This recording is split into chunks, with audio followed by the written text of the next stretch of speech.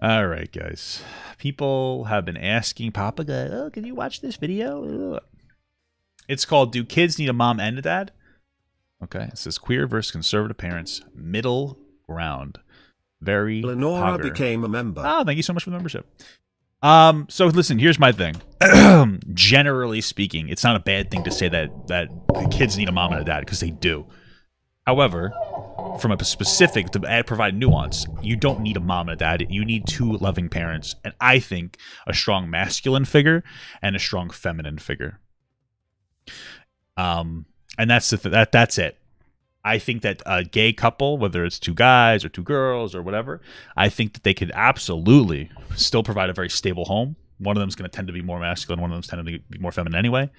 There's also the addition of aunts, uncles, mothers, and fathers of the parents, of the gay parents, that can also be like strong figures. Okay, coaches for basketball teams, male coaches can be very positive male role models for men and women too. Like, you get my point. Like a female coach, you can look outside of that a little bit, but ultimately, masculinity and femininity very necessary in general to provide a balanced life. I think these two things are very powerful. They're equally as powerful, but they're different.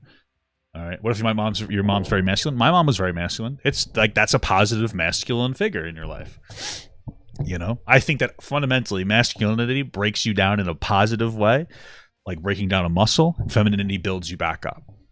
Too much of one of those two things, having too much masculinity in your life will make you too hardened and like emotionally unavailable, and too much femininity, I think, will coddle you too much. I think that these two things are really good together in a really beautiful balance in general. Right. So I would say, like, yes, kids need a mother and a father, but when it comes to like gay kids or gay parents, like whatever, you know what I mean? I think that's just as fine.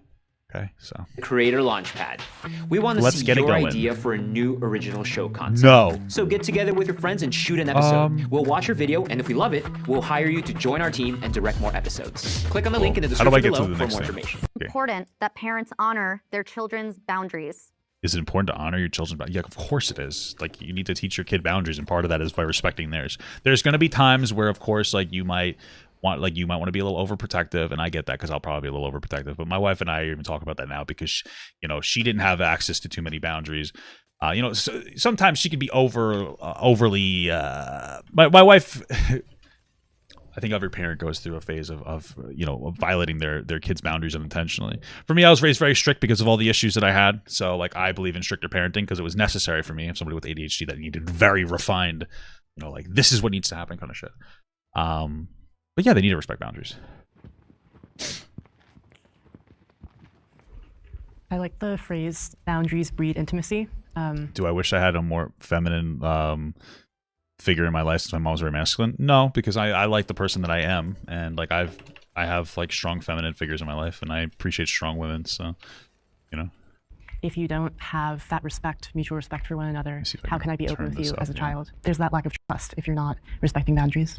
It's also important because each kid is different, and I have a brother, and boundaries that work for me don't work for him. Sure. And so my parents parent both of us according to what we need, and that involves having different boundaries. And like, to honor your child's boundaries does not mean at your boundaries there's a deficit at my boundaries. Like, my kid is not going to be cussing me out, telling me what he's not going to do. It's none of that. I can respect. I interpret boundaries as like letting your kid like close the door in their room and not like reading their diary. Like, those are like reasonable boundaries, you know what I mean? Like, hey, let me have my private time. If I need to walk away and just be alone for a little bit, like, let me do that. You don't have to always be my ass, That's what I would. I'm not talking about like let your kids fucking scream at you. That's insane. I'll beat my kid. I don't beat them. That's illegal, but I will discipline my child if they disrespect me or my wife. Okay. My child, and I have a 14-year-old son, and he respects me. I've never had any issues with rebellion or, I guess, disrespect in that way because we communicate about everything now. And, there is a line, of course, that you don't want to cross, especially when it comes to the safety of the child. It is 100% safety, and it just means you respect their emotions as a human. It doesn't mean you let your kid do whatever you want. I think that's a common misconception. Can the disagreeers step forward? Sure, I agree with that. I would like it if the prompt was worded almost a little bit differently because it puts importance on my kids' boundaries, where I think as a parent, we set those boundaries. But I like what you said, where you said that just because boundaries are set. Well, yeah, like as a parent, you're a primary boundary setter, but your kids, especially as they get older and have their own like more individuality to get to set their own boundaries. Like a good example of a boundary is like, mom or dad, I want to wear this. This is what I want to wear to school today, as long as it's appropriate. Oh, okay, like it's a little bit of individuality, a little bit of boundaries. The kid should be able to say, I don't want to talk about this thing sometimes. Like, you know, if they're having, maybe they're upset about a particular thing. And they're like, I want to be able to like be left alone. If they're angry, let them have time alone, not opening their door constantly, like having a little bit of trust in your kid. Like these things, you still set the boundaries, of course, but like it's good to like respect your kids' boundaries. They're still people. And if you don't teach them how to set boundaries properly and that you'll respect them, then they're not going to do the same to other people in the future, and you're going to create like a shitty kid. So it doesn't give, you know, your child the ability or the reason to cuss you out because it's like, oh, well, I've set these boundaries up and that's my boundary. It seems like people are equating boundaries with emotions, and I would not do that. I would say that their emotions are different from the boundaries that we as parents should be setting for them, because I don't know about you, but when I was a child, I broke every boundary that my parents set for me, and they were there for specific reasons to keep me safe. So if we just... Yeah, let me just put this on. Audio's all distorted. I need to get my tools from you. Safe. So if we just allow our children to have no boundaries, or we allow them to set the standard for the boundaries, I think that they're just not emotionally, to bring that word back, capable of doing that and keeping themselves safe. I think that's our job as parents. Yeah, I think too, going off of that the relationship you have with a parent is very contingent on the child knowing that the parent has your best interest at heart. And like you said, there were many times in my childhood that I wanted to do something and I didn't have the same boundary that my parents did. Maybe I didn't. Sure. So let me give you a good example of like when it's a good way to respect the boundaries of somebody. Let's say you have a single mom, okay, and they have one son. Okay. And that son is like 13, 14 years old and they're jerking off. Okay. And you know, and you walk in on them jerking off and you're like, oh, shit. A good boundary, just a good way to respect that young man's boundaries, mom, is to leave the room and just say, oh, dinner's done, and just walk out of the room and let that kid come out when they're done and pretend like nothing ever happened. That's the right way to work that. Okay. That is a good example of like respecting your kids' boundaries. If they have a diary, not like reading through their diary, you know, letting them, if they don't like you, letting them be, I dislike you, and vent to their friends or their diary, as long as they're not doing it in like a public way that like embarrasses you, you know. These are positive boundaries that their kids might want to set, and you should respect those boundaries. That doesn't mean that you should like let your kid go do whatever they want. Like that would be silly, right? Like you have to let, like that would be ridiculous if you just let your kid do whatever they want. But that's not setting a boundary. That's just letting your kids be obnoxious. Have all the information. I'm glad that they protected me and they had my best interest at heart. And I think that that's important for the parent-child relationship. Can I throw in a follow-up question?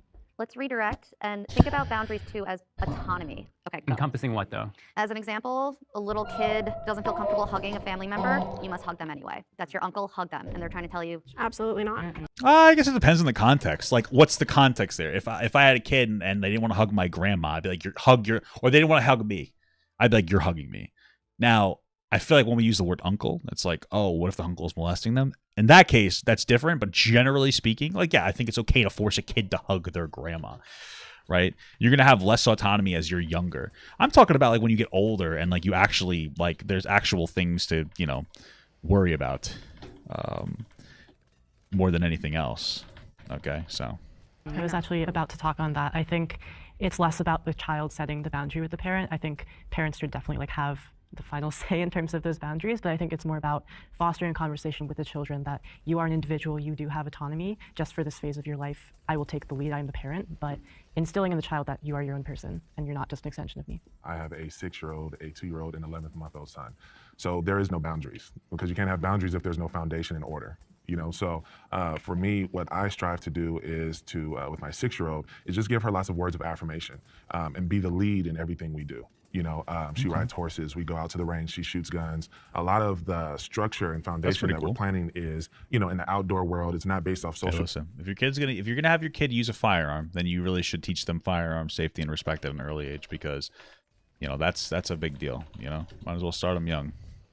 media, tablets, cell phones, and reality TV shows. But if I'm just saying, well, I'm going to wait until she tells me what her boundaries are, I'm going to wait and see how she feels, well, that's not a parent, that's a friend. But isn't that what happens? The parents set the precedent. This is the law. This is the rules and regulations, the foundation, whether it's Christianity, whether it's whatever that you believe in your household. And then you do have your autonomy as a child, and you do start challenging your parent because your ideas and their ideas might not align just the same way anymore. And that is when the kid has so if your daughter, let's say, said, you know what, Daddy, I don't want to wear these clothes no more. I don't want to wear this pink dress. I don't want to wear these frills. I don't want to dress like a girl. I want to cut my hair off. What would you say? Well, that might be a little much for a conservative parent to deal with, okay? Because now you're bordering the concept of being trans. What I would say, it was a good way for like a 4-year-old to have their own autonomy. The only acceptable level is like, oh, you have to play with, like, here, let's play with this toy. And your little kid's like, no, I want to play with this toy. That is a boundary. Like, I can say that's a boundary or a level of autonomy your kid wants over them. That's a reasonable level, right? It's your job as a parent to make sure that what they're doing is safe, but let them have a little bit of freedom. And as they grow up, they slowly get more and more freedom, right? That's it's one of those things where it's like your kid, they want to go play video games, right? And you're like, okay, you know what? Do your homework first, and then you get that like freedom to play whatever game you want, as long as, like, let's say maybe you don't want your kid playing an R-rated game or whatever the fuck their ratings are. That's fair. But like, okay, you get to pick what game you want to play, that kind of stuff. Like little things. And as you get older and older, like letting your kid have their own room and their own space, let them have their door closed, shit like that. So that wouldn't be up to me. That would be up to our mother. Okay, what would you guys say? I would imagine that together. Good answer. Well, in all honesty, I do work. I have a career and stuff, but I'm a stay-at-home father at the same time. So cool. I'm the one who dresses. I'm the one who does the hair. Sure. But at the same time, it would be up to her mom to decide, okay, well, how can we go about this? And also, if she's having these feelings, we're going to stop for a second, not just hop on and say, okay, well, she says that she wants to dress like a boy now, or she says she wants to do this now. Well, let's see where it's coming from. Because obviously, if she's not seen it in our home, then she saw it from somewhere. It's not true. I mean, Liz, listen, maybe this is like a very robust conversation about trans. Like, maybe they saw it somewhere, maybe they didn't, maybe this, that, and the other thing. I think it would have been better if if we removed the trans conversation from it, because you're not going to get anywhere with trans conversation from conservatives. And it was just like, hey, your kid wants to cut their hair, or they just don't want to wear a particular dress. Maybe they want to dress more masculine. Doesn't mean that they're fucking trans. Like, letting your kid do that, there's nothing wrong with that, right? I just feel like we're overloading the conversation a little bit. It's going to be like tough for conservatives to get on board. I get what they are saying. I don't know, but 5 years old when I told my mom, I do not want to wear this pink dress. And my parents are pastors, are Christian, and I was adopted in Michigan, Grand Rapids, Michigan. I'm just saying all these things. I was the only black child in my entire school district. We were in the paper for bringing multiculturalism to the school district. So I didn't see any tomboys. I didn't see no gay folk. I didn't see nothing. What my point is, I had a call, I guess you would say a calling of autonomy for who I am. And I'm unapologetic for it, because I always follow that as a 6, 7, 8, 9-year-old. And thankfully, I had 2 parents that might not have understood, but did fortify me to be myself and never forced me to wear the clothes that I didn't want to wear. My thing is, absolutely give a strong foundation for your children. That's your right. You wouldn't have brought children in this world to not do that. But you got to be a listener. If your child is saying something that kind of is like, wait, where is this coming from? Oh, absolutely. It might not be coming from social media or TV. It might be coming from their heart and their authenticity. Well, absolutely. Themselves. Well, that's also our job as parents, to search their heart. Just because a child is says it? Absolutely. To search your child's heart? Absolutely. Or to accept your child who they are? Well, it is. Well, yeah, I guess I don't know what you really mean by search their heart. Like, yeah, I think it's their responsibility to search their heart, I guess. It's interesting, though. I wonder, because it seems like they're older, so they probably didn't really have like a big social media prevalence, or whatever the word you'd say, impact on them. So I wonder if they just saw boy clothes and were like, yeah, this just feels right. That's interesting. It's gonna be interesting raising a kid when I get there with my wife. It's gonna be something else. Search your child's heart. I don't think we're actually in a conversation to even be talking about dressing or how your kid feels about their gender identity. At 6 years old, your child. We're talking about boundaries. We're not talking about sexual about orientation with children. We're talking about autonomy and autonomy. Yeah, but you shouldn't accept your child for everything that they think. Like, I used to dress up and think I was a pirate, but my parents didn't cut off my arm and attach a hook. All right, see, this is why you can't have conversations about trans people with conservatives, because they're fucking idiots when it comes to trans issues. Yeah, when I was a kid, I wanted to be a fucking pirate. So that obviously being a pirate is a fucking diagnosable mental health issue. So I'm going to cut my fucking arm off. Come on, just be a little more intelligent. Gender dysphoria is in DSM-5. We shouldn't invalidate people for having like mental health issues. Like ADHD is one too, right? It's a particular struggle that trans people go through. It's not the same thing as wanting to be a fucking helicopter and then like gluing, stainless steel or fucking steel propellers onto your back. It's a profoundly different thing. They obviously don't understand and think about shit when it comes to these. That's why you really can't have this conversation, because it's too many conversations. We're talking about child autonomy basically, and like now we're going a little into it. It's not the same thing, right? Like you would do this in like a time lapse thing. If I had a 4-year-old that didn't want to dress femininely and they were a girl, I would be okay with that. If as they got older, they were like, oh, I want to transition to be a boy or whatever. Like, let's say I have a 4-year-old and they're like, I'm a boy, daddy. I'm like, I don't think so. But if they said, I want to dress less femininely, they wouldn't say explicitly like that. I'd be like, okay, that's fine. I don't know about, calling you a boy yet. And as time goes on, if there was still like a pattern of like, I'm a boy, maybe go to the therapist, get a couple of opinions, and maybe we just go from there. Right? It doesn't have to be explicit like, yup, because I think that there could also be 4-year-olds that are just like, yeah, maybe they see something and go, oh, I want to dress more like a boy. Maybe it's just a phase. Maybe it's actually a trans identity. You shouldn't be overly affirming to these things, especially at a younger age, but you also shouldn't be like super like fuck you about it, But this is why it's going to be difficult to do the whole bringing trans conversation into this. Not everything. That's so different. No, but it's not. But what I'm saying is, you don't accept everything simply because they say it. Like self-mutilation and accepting your daughter for being gay is a little bit not apples to apples, my friend. But my point is that you don't just blindly accept for anything. You do accept them for some things, but it's not just blind. They said it, and therefore we should accept them for what they said. It's not necessarily accepting. It's more of letting them explore. It's more of them giving them an option to find themselves. I have think twins. That's reckless. I have twins and twin girls. Wait, what's reckless? It's not necessarily accepting. It's more of letting them explore. It's more of them giving them an option to find themselves. Yeah, fundamentally, there's nothing wrong with letting a kid explore and find themselves. Okay, that's not that big of a deal. That doesn't have to always mean like LGBTQ issues. Sometimes it just means like what they want to do as a person. I have think twins. That's reckless. I have twins and twin girls, and they're 5 now. And at 2.5, one of them didn't want to wear dresses anymore. She was like adamant about it at 2.5, and I'm like, whoa, this is powerful. And we went with it. We wanted her to explore that. We wanted to make sure that she felt comfortable in her own skin on what she was wearing. Yeah, and that's fair. I didn't want to put that on her and make sure that, she has this femininity that maybe she doesn't feel like she has. Yeah, and there's a difference between like, oh, my daughter doesn't want to wear a dress, and be like, okay, that's fine, versus like, oh, you don't want to wear a dress? Well, then you're a girl. Or then you're a boy. That's where it becomes a problem. If your daughter's like, I don't want to wear a dress, just who fucking cares? Okay, you don't have to wear a dress. Like, whatever, who cares?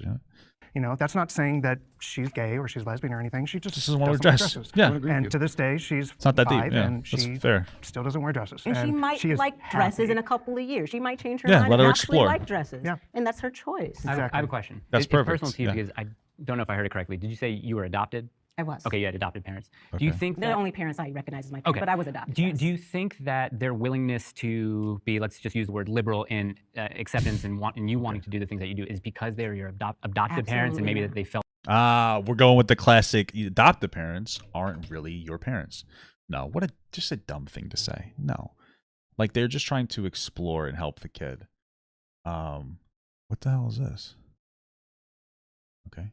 this obligation that they want to be closer to you? Absolutely not. I'm the only one adopted in my family, and my mom and dad actually do not believe in my lifestyle, and they're unapologetic for that. And I respect it because everybody has to believe in what they believe in. So even though they don't believe that my lifestyle is necessarily of God or of their faith, we can still come to terms and love each other and be with each other because I'm not my thoughts and my parents aren't their thoughts either. I am my thoughts. And they have the right to believe right. That's fair. I respect that. On that note, I mean, this person's literally like, oh, my parents are very conservative, but they love me.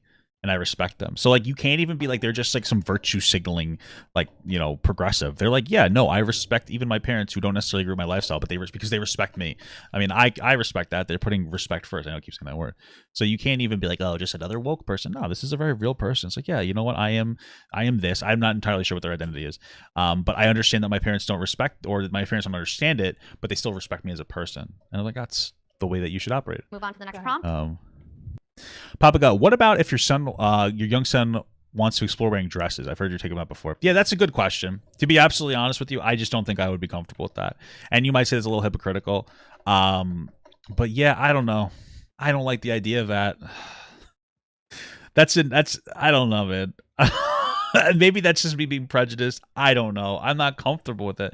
That's all I have to say is that we'll get there when we get there. Okay, if my kid wants to wear a dress, I will have to deal with that then. If you're a parent and your boy wants to wear a dress and you let them, God bless you. I'm not going to say that you're a horrible parent or anything. I don't know how comfortable I am with that. You know, I think that part of it, I think, comes from like in society, if a girl wears more masculine clothes, they're not shamed nearly as much as if a boy wears his feminine clothes. And part of that, I think, comes out of wanting to protect my son from being shamed by society.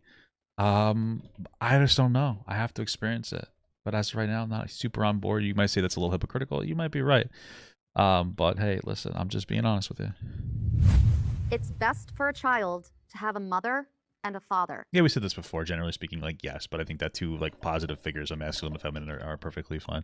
And there's also alternative ways to get like male and female figures. So I'm gonna set this one down. You thought about that one for a second. I did. I had to think about that for a second. Well, I mean, I think it's kind of obvious, right? For a plethora of reasons, but I think the ordered way is, you know, a mother and a father for two different people that have two different and distinct purposes.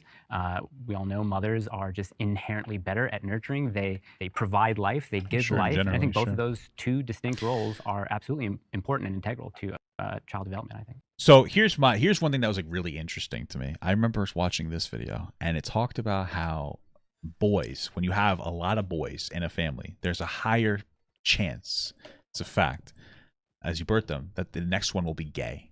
So it'll increase the chance that their kid will be gay the more boys you have. So if you have 5 kids, there's a higher chance that the younger ones are going to be gayer. And my speculation and theory on that is that it's like the body's designed to make the kids more feminine, probably through like gene or hormone washing in the womb, which is a thing, as a support structure. Because we always say like, oh, being gay is unnatural. I think it's very natural. If you look at the statistics, gay people are disproportionately much higher, or have much more likeliness to adopt. So it seems like from a nature perspective, and this is just a theory, I could be wrong, that gay people to an extent exist in a way that's like a biological imperative to support other people. Now, I don't think that they have to do that, but that seems to be it. Like they will adopt, they will have a much higher chance of adopting proportionately to their size, especially adopting people who are considered not wanted by society as much, which is young black boys. You know, it seems like that is like kind of a gay thing to basically be a support structure. You know, everybody has their stereotypical gay aunt or uncle. And so like I would say like 2 gay parents, especially ones that are like adopting, and there's nothing wrong with having your own biological kids, but some ones adopting, like that's just nature taking its course and trying to provide kids that are not wanted by their own parents with a loving parents. Now, is it perfect? I think it's fine. You might say, I don't think it's perfect. I think it'd be better if they had their mother and father, their biological. Maybe it would be, but they're absent from that kid's life. So having a loving home with 2 gay parents, first of all, I don't think is any worse. But also, even if it is, it's better than them being in the fucking foster care system. So realistically speaking, that's what happens. It's not like these gay people are stealing children. I'm going to go steal a kid. No, they're fucking adopting kids that their own parents didn't want them, which is going to make that kid happier because listen, I know what it's like now. My dad didn't want me. It hurts. It's a painful feeling and experience. I couldn't imagine being a kid where both of their parents put them up for adoption, right? There might be extenuating circumstances that made it so that those parents couldn't be there for their kid, and I can understand that, but at the end of the day, to that kid, they just didn't want them, and that's really horrible and fucked up. And you know what? 2 people that aren't biologically tethered to them wanted them, and that's probably such a positive, like really cool feeling for them, and at least provides a little bit of balance. So yeah, I can speak to my own experience. I had 2 parents in the home, very loving, and it was really vital to have a masculine figure and also a feminine figure. I think if you have too much of either, that can affect you in negative ways as a kid. The problem that I have with the same-sex parenting is that when you have a same-sex couple that has a child, they're necessarily depriving that child of a mother and a father, and they're excluding a parent in one of those important roles. Well, you said masculine and feminine figure. Men can be feminine, boys and women can be masculine. But again, there's other people. There's uncles. There's aunts. There's coaches at school. There's a strong male figure in my life was my fucking Vietnam War veteran scoutmaster was a pretty strong one. My uncle was another one. You know, you can get these different support structures or different support figures from somewhere else. So. From the child. And we have a lot of data on this. Social scientists have tons of studies and research about this, of decades, that non-biological parents are more transitory than biological parents, that when a child loses a parent, that there's a lot of trauma involved. And so I think it's important to realize. See, I don't like that where he says like, I guess his argument is that like non-biological parents are like, or biological parents are better. And it's like, it doesn't matter because the kids were given up by their biological parents. So what do you want them to just like live in the foster care system, which is riddled with abuse? You know what I mean? It's like it's better than not having parents. What is the statistics on gay parents? I feel like there's zero like negative outcomes. So we even study long enough for this stuff because it used to be considered such like a bad thing because we're so homophobic. Realize that sexes are different and children need models for both of those things. And it isn't to say that homosexuals can't love and commit. And it's also not to say that heterosexuals can't be bad parents. I think we know that as well. But it is to say that we shouldn't set up a system in which children are intentionally put in homes that are fatherless or motherless. That isn't fair to the child.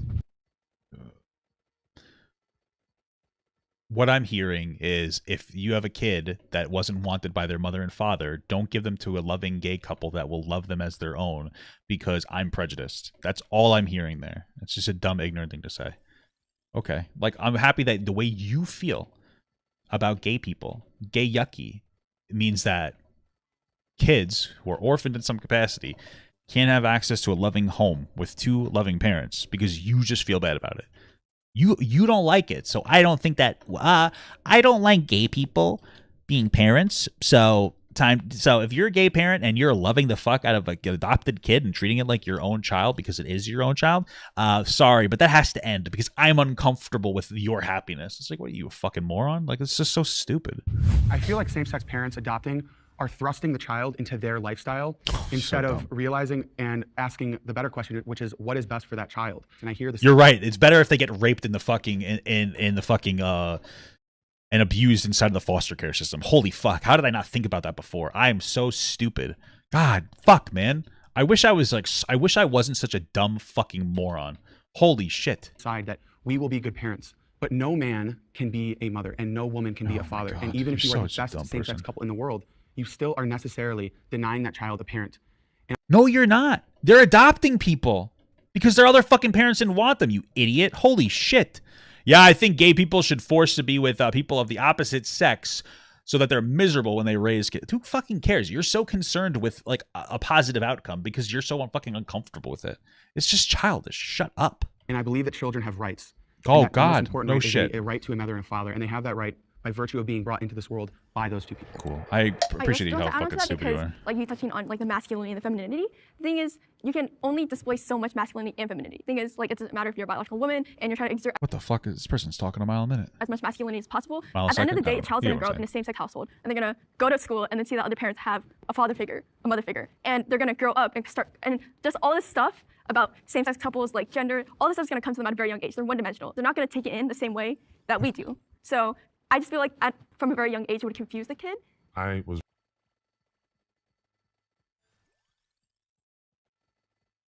What point was she making? Okay.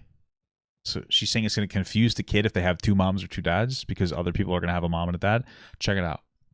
You explain to little Bobby, hey, we're gay. We love each other and we love you. Fuck. Something's going to confuse kids. You know what confused me as a kid? Fucking algebra. But I survived. I'm okay. I'm not traumatized. We'll be okay. Okay? I didn't understand why my English teacher was listening to, like, just saying some random line from a book that's 300 years old and finding deep, profound meaning from something that probably didn't have that meaning. But hey, you know what? I survived. I was raised by a single mother, and so I was raised by all women. So like I was saying before, you know, I do hair. I grew up in salons. I grew up, you know, watching my mom getting her eyebrows waxed, and I was always, you know, masculine as a young boy, but the validation and the insecurities just continued to grow as I became older. As far as working and being committed to something and finishing a task, those were areas that I lacked in. But one area that I knew about and was so familiar about was women. But as far as having a man say, hey, this is actually what the woman is for. She's not to be your plaything. She's actually a valued person with emotions and standards and more. Well, a woman can teach you that. My mother taught me that. You know, you don't need a man to tell you women aren't objects. I think that happened. Okay. Morals and values, and this is how you should, you know, treat a woman. So to have a father in my life would have kept me from doing a ton of stuff that ended up hurting me emotionally later on and causing a lot of trauma. Maybe. You know, so now that I have a son, I hug him and give him that masculine, if you would say, you know, emotional embrace. You know, and I think that's important. You can't just get that from one or the other or the same sex. I believe it can only come from a mother and a father. Absolutely, yeah. Well, I also maybe, like I said, I think a big issue with also being like not having one of your parents is just the thought that, like, you know, one of your parents didn't want you. It just sucks. It's an upsetting feeling. But okay, sure. Not only is it, you know, as a Christian, it's not biblical to represent that to our children. But I don't think it's a sustainable model either. Why? If you're looking at it from that perspective. Like, why? If we're going to normalize same-sex households, we will have a very difficult reproduction issue down the line.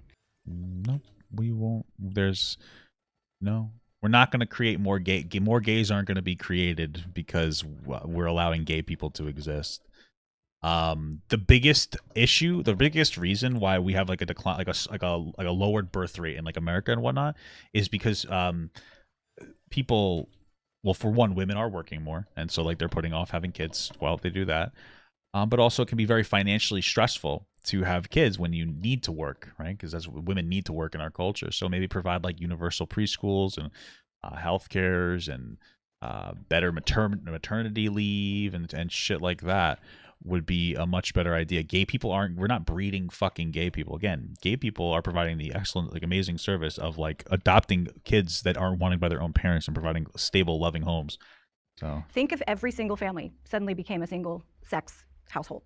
My wife said, I definitely wouldn't have wanted my father to teach me how women should be treated. Yeah, I definitely wouldn't want my fucking father to do that as well. It was a scumbag. There's a reason why mammals have a male and a female and they reproduce. I'm pretty sure that there are gay mammals as well, and there are hierarchies where there's like the girl animals, depending on the animal, will like take care of other people's fucking kids and shit. So, you know, that's just there's gay everything's gay. There's gay animals all over the place. What are you talking about? That's the way we're built. That's the way we're built biologically and from God. Biologically, gay people are fucking built too, and it's probably intentional to provide more fucking like support structures, like family support structures. I agree with most of the shit you guys said, but I do agree about balance. Okay, I am a queer mother of a 14-year-old male, and I believe that he definitely benefits from a male in his life as well as me in his life. Now, the thing that you guys really aren't touching on is that most queer families are not just the deficit of the opposite sex. There's a lot of extended family. Like, I make sure that my son has lots of male influence because I know, like, like what you're talking about. I like this person a lot. They're fucking based as fuck. Is 1,000% true, especially in the Black community. The destruction of the Black household is just a whole different conversation. But because I know that, it is my responsibility to make sure he's got a strong male influence or a few of them in his life. Now, if they're not a father, they can be a father figure. I'm adopted, so I don't necessarily agree with everything you said about the biology of family because I believe the only thing that's real in this world is love. And I do believe anybody can love and fortify a child a beautiful environment. But I do believe a child does benefit from male and female energy, and that is best.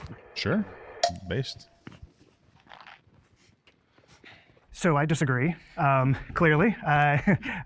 Being a two-male household with two little girls, like you were saying, you know, I have a lot of strong women in my life and in my husband's life, and, you know, That's true. Animals don't raise their young like a happy family, LMAO. I think most have basically one-night stands. Yeah, kind of. That's true.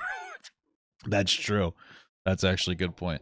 Sometimes they'll also eat their kids. So, you know, which I think is pretty based. I think is pretty fucking based up, if you ask me. We make sure that they are a part of our lives, they are a part of our girls' lives, that they know them very well, that they feel comfortable with them. And I have even told them at 5 years old, you know, if you don't feel comfortable ever coming to me about any kind of situation, you have your aunt, you have your grandma, you have these awesome, amazing women in your life that you can talk to, and you should feel open about it. Do you really think that it's your extended family's job, as like you mentioned, like strong female figures? Do you think it's their job for them to parent your own kid? Because they're not. So this is the terminally online Gen Zer. No, it is not the job. It is not an expectation of anybody but the mother and father or the parents, the direct parents of a child, to raise the child. But if you ever gone outside or had family, you know that strong family units are very important, and other people will take on that responsibility because of that strong family. My uncle is not my father, but he was a very positive father figure because he's my uncle and he wanted to be involved in my life. It's not a forced thing, but if you're somebody that, like, let's say you're two gay dudes, okay, and you have a kid and it's a girl, and like aunt and aunt such and such, they're gay, like, because fucking gay guys are best friends with women. It's so weird. Okay. And fucking Aunt fucking Jemima, I don't know what the girl's name is. That racist? I don't know. Aunt Bobby wants to be the aunt, and she wants to be involved, and she wants to be there for when that young girl goes through stuff like fucking starts going on her period. She's consented to be doing that. It's not that, like, that's it. Nobody's forced to do anything.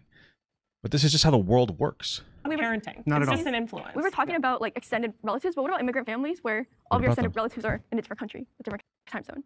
Oh, I guess then deal with that specific issue. What about this outlier? Bro, people in other countries have like much more normalized fucking family units. Like people in other countries, especially countries where they don't have as much money as in America, they live in the fucking same household. Like their great grandmother is just like normal for them to be just like sleeping upstairs, questioning whether they're still alive. What about the extended family that comes to America? What about the immigrant that comes from America? What about them in their own countries? They live with their mother and fathers for like their whole life. Yeah, well, we've already. This is just a thing. Like, what is this? Stop letting children on these conversations because they're just fucking. I don't like any of them. Okay, what is she talking about? It doesn't have to be family though. It can be like family. It can be chosen family. It's just some woman or some man in your life that has a relationship with that child, and it's not their job to parent, but it's their job to. They've made it their job to parent. They've taken on the responsibility, which is perfectly reasonable. Maybe step in and give that. Like I know for me, I have 2 dads, and I have strong female figures in my life. They never parented me, but sure, I know that they're there if I need them. I mean, when I got my period, I went to my dad's. I didn't want to go to any woman because they're my parents and they made me feel loved. And there was and if she wanted to go to a woman instead, that's why it's good for a woman to be available for her if she feels more comfortable. I had Is my stream still going? Never ever once wanted a mom, sought a mom, thought I was missing something because I didn't have a mom, and I'm sick and tired of people telling me that I am missing something because I'm just not. It's because you didn't have it. Yeah, but do you feel like you're missing something or you're not missing having 2 dads because you didn't have it? Well, no, that's not what we're talking about. Because what happened? No, because what happens is you're missing out then. Well, because I don't have 2 dads. I hear that, Sam. No, hold on. Because we all know, you know this, and I know this. There's this bond that a mother and child have that nobody can replace. I don't care if it's another dad. I don't care if it's aunt. I don't care if it's a grandmother. Wrong. There was a study done showing that the fathers formed the same biological connection. Studies mean nothing to me. I want to hear him. Based studies mean nothing to me either. I want to hear this guy out right here. Listen, what's he saying? You saying that I've never cared about having a mom, it never bothered me, I have 2 dads, they're great. I don't like this like weird societal expectation sometimes of things having to be absolutely perfect for them to work. Like life is a very complicated thing, and as long as the thing that's happening isn't a negative, I don't really care, right? So that's it. Oh, I don't have 2 moms and 2 dads. Would it be ideal if you did? Maybe. Is it dangerous if you don't? No. Not everybody like when we're sitting here and we're talking about how we shouldn't like allow loving gay parents to fucking adopt, like maybe like because maybe they're missing something or whatever. Maybe we should talk about how there are kids that are just missing money because of like our fucking horrible poverty culture, and how we have like all this like rich people aren't paying taxes and wealth is being siphoned up. It'd be pretty bad if they could have access to more money, but we don't give a fuck about that. But what if they had like that? Seems like a much better thing because. Even if it's better to have a mother and a father instead of 2 gay parents, you're still going to have a very positive experience with 2 gay parents. But there's nothing that says having poor kids is good. So like, why don't we focus on like real issues? Like, hey, we got issues with like we have wealth disparity and income gap issues. Like, why don't we deal with those? If we want positive outcomes, focus on positive financial outcomes instead of focusing on 2 loving gay fucking parents. It just seems stupid as shit. You're saying that because you don't have your mother, which kills me. That kills me to think that. It kills you? Well, holy fuck. You're such a it kills you? She's fine. You're trying to victimize somebody. What a loser. You never knew her? It doesn't kill me. That is wild. What if her biological mom, let's just say her biological mom was a drug addict, a prostitute, like my biological mom, that did not hold me the first 3 months. I'm not missing her, hon. I'm not missing her. We're not talking about best case scenario. We're talking about But this is a real life scenario. What? You said we're not talking about best case. We're talking about what? This guy's an idiot. This is a real life scenario. I don't miss that comfort. But you don't know that because you don't know her. You don't know that because you're not me. Exactly. But what I'm so you're saying this drug addict mom would probably be worse than the parents that she raised. that she had gotten. What are you? This guy's so fucking. What they're missing. First of all, I don't even know what queer means because you have a different definition. I'm sure you have a different. Oh God, he's gonna get like locked down. I'm sure you have one. I'm sure you have one. Debate, bro. It's 2022, baby. You better look up what queer means. It's often used. So you guys. I'm pretty sure queer just means that you're like some kind of fucking gay. I mean, it's not that deep. It's like, okay, you identify as LGBTQ in some capacity. I don't even fully understand it, but like context clues, we learned that in school. You can pick up on context clues, like smart enough. So hold on, you guys have the exact same definition of what a queer person is. I get the definition from schooling, from academia. Okay. No, I don't think any. I mean, you knew you were going to be on this panel. Maybe you should educate yourself on what queer meant. Like, it took like 2 seconds to do it. Part of the conversation really bothered me so much. I think the one thing that I wish I could have nailed down was a clear definition of what being queer is. I understand. Then go take your phone out in the middle of the thing and figure it out. Like, you knew you're going to be on a panel with queer people. Well, at least I imagine you did. So. And that each person, and I actually said it, each person probably has his or her own definition. You know, the same way if they asked us what a conservative was, we probably would have had a definition for it. But I just wish that. I'm pretty sure everybody has a pretty general. Conservative is somebody who wants to like maintain the current like status quo. Generally, I guess would be a conservative. A pretty solid definition of what conservative is. You know that. I know that queer used to be like a slur term, but now it basically just means somebody that's like LGBTQ identifying in some capacity. I'm pretty sure. And that's enough. We don't, even if it's not the perfect definition, it's enough for us to be able to exist in the conversation. Definition would have helped me frame maybe some of my questions a little bit better that I had. You know, I'm talking about you guys right here. But you guys, we're all the same here, honey. We're all human beings. No, equality is a false god. Equality is a false god. Honey. We are not all the same. He's black. I'm mixed. White. This guy's a fucking idiot. I don't think he's trying to be racist, but he's trying to be like too like. Well, technically, equality is the equality comers is what we call them. When we talk about equality, we talk about equal opportunity. Not everybody is equal. Obviously, I'm not equal to like the person, like everybody that's on the other side of the screen, but that doesn't make like on individual points. But as individuals, we have equal opportunity and we are treated in a way that is equally, right? If I'm smarter and you're stronger than me, you're going to be treated in a way where your value of your strength is going to be, there's going to be increased value of that, or you'll be treated in society in a way where that values that, and I'll be valued for other things. But like fundamentally, when we talk about equality, it's about like, hey, I see you in the grocery store, and I'm not going to punch you in the fucking jaw. That's all it is. Like, we are all equal people. Like, we understand that we're not all the same, but we all have access to like equal rights. And now this guy's like trying to be like super fucking based in 5 seconds. It's just bizarre. We're not the same. Oh my God! Whatever you characterize me is a very small bit of me because you don't know me. I can't judge exactly. you. So I wouldn't assume to say that that means we're the same. Beings. Equality is what actually makes everything good. I mean, we were just talking about how that somebody in your life, like an aunt, is filling the role of the mother. I didn't say I prefer spiders. Filling the role. You said some woman. A mother is not some woman. A mother is a mother, and no matter who you I are. have some woman who I can go to if I need them, and she's not missing out on a mother because she doesn't have one, and nobody should be able to tell her that. Of course, she has a mother. She just doesn't have a relationship. I didn't have my father my whole entire childhood. From the age of 22 until now, I have a good relationship with my father. I was missing something. I didn't really have a great relationship with my mother. My mother never talked to me, never said 2 words to me. Sounds like she had rough parents in general. I won't say bad, but it sounds like he had pretty bad parents, to be honest with you. Had absolutely nobody. So to say that, I don't need a mom. Being raised by a single parent and being raised by a two-parent household, foundationally, economically, spiritually, it is about that. It is about that. At the end of the day, I don't want my household to be a free-for-all for anybody and everybody to come with their political views, their religious views. If I say I don't want my daughter to have sex before marriage. What the hell's happening? What are we missing? I feel like we were beyond that conversation. Aren't we talking about the mother and father? Okay. I don't want my best friend Susie to come and say, absolutely Why do you think that's what my household? What the fuck's happening right now? I'm not talking about you. I'm talking about my household. I agree 1,000%. I'm not talking about you. I don't know about your situation. What I'm saying is, as far as me and my house, I'm not going to let everybody, whether I love them. I understand what you guys are saying about love. Trust me, I understand what you guys are saying about love, and I agree. And it'd be Love, heterosexual. but also children need order. Okay, what the fuck's happening? This has nothing to do with the current conversation. Absolutely. So therefore, in a same. Did they edit it to make him look stupid? Like, I don't understand. Same-sex house, the order. The natural order is being stripped away. I'm not saying you don't love your daughters. I'm not saying that.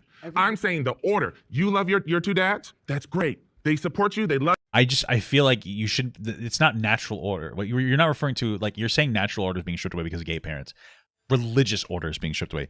I think it's natural for gay people to exist and parent kids. Like there's a reason gay people exist. I believe it's to be support structures. In this, you don't have to do that. You can have your own biological kids, like whatever. But you get my point. Like when you keep saying natural, gay things are found naturally all the fucking time, right? And like I think that they exist to be in some capacity, from a like biological perspective, support structures. Right? Your gay uncle, you're gay this. You get my point. I've said this like 100 times. Like, just stop saying natural. You mean religious. They're not the same fucking word, okay? Love you. They do things for you. They provide for you. That's amazing. But you're missing the substance of order that can help you guide you in different directions. Can I speak, please? Sure. What am I missing?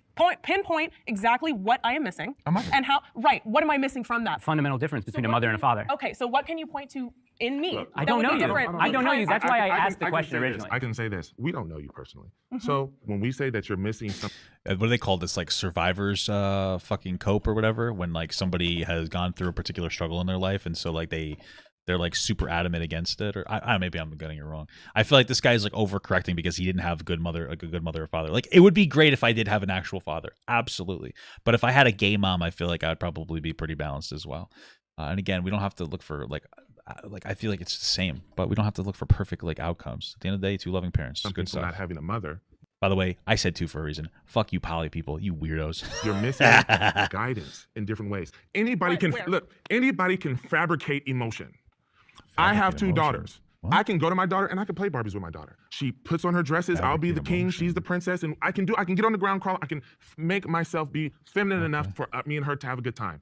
But the real femininity can only come from her mother. I can only do so much.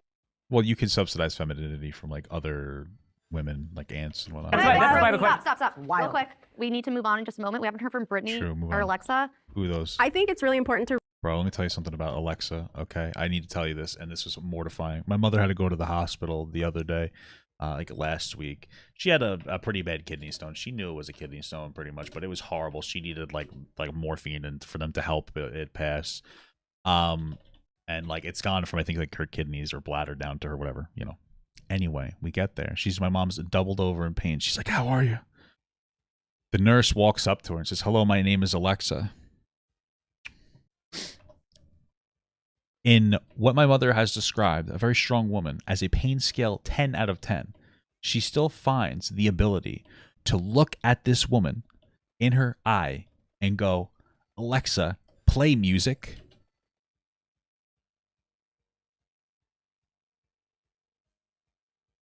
I wanted to put my mother in a hospital for another reason when she said that. And then immediately she's like, "I bet a lot of people make that joke." And she's like, "Yeah, they do."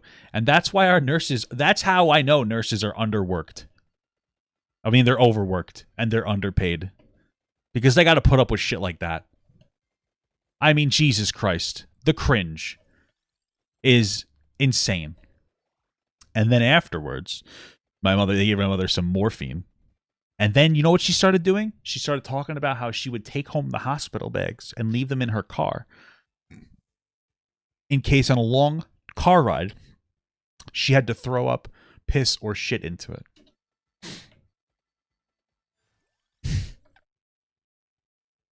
So that's that. That is that.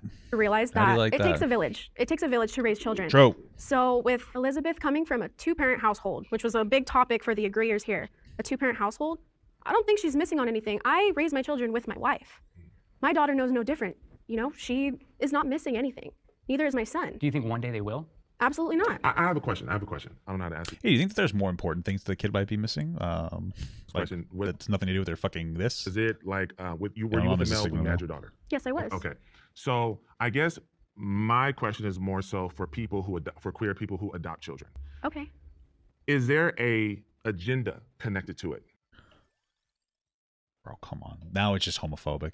Is there an agenda to adopting? Are you adopting children to rape them? Like, what are you?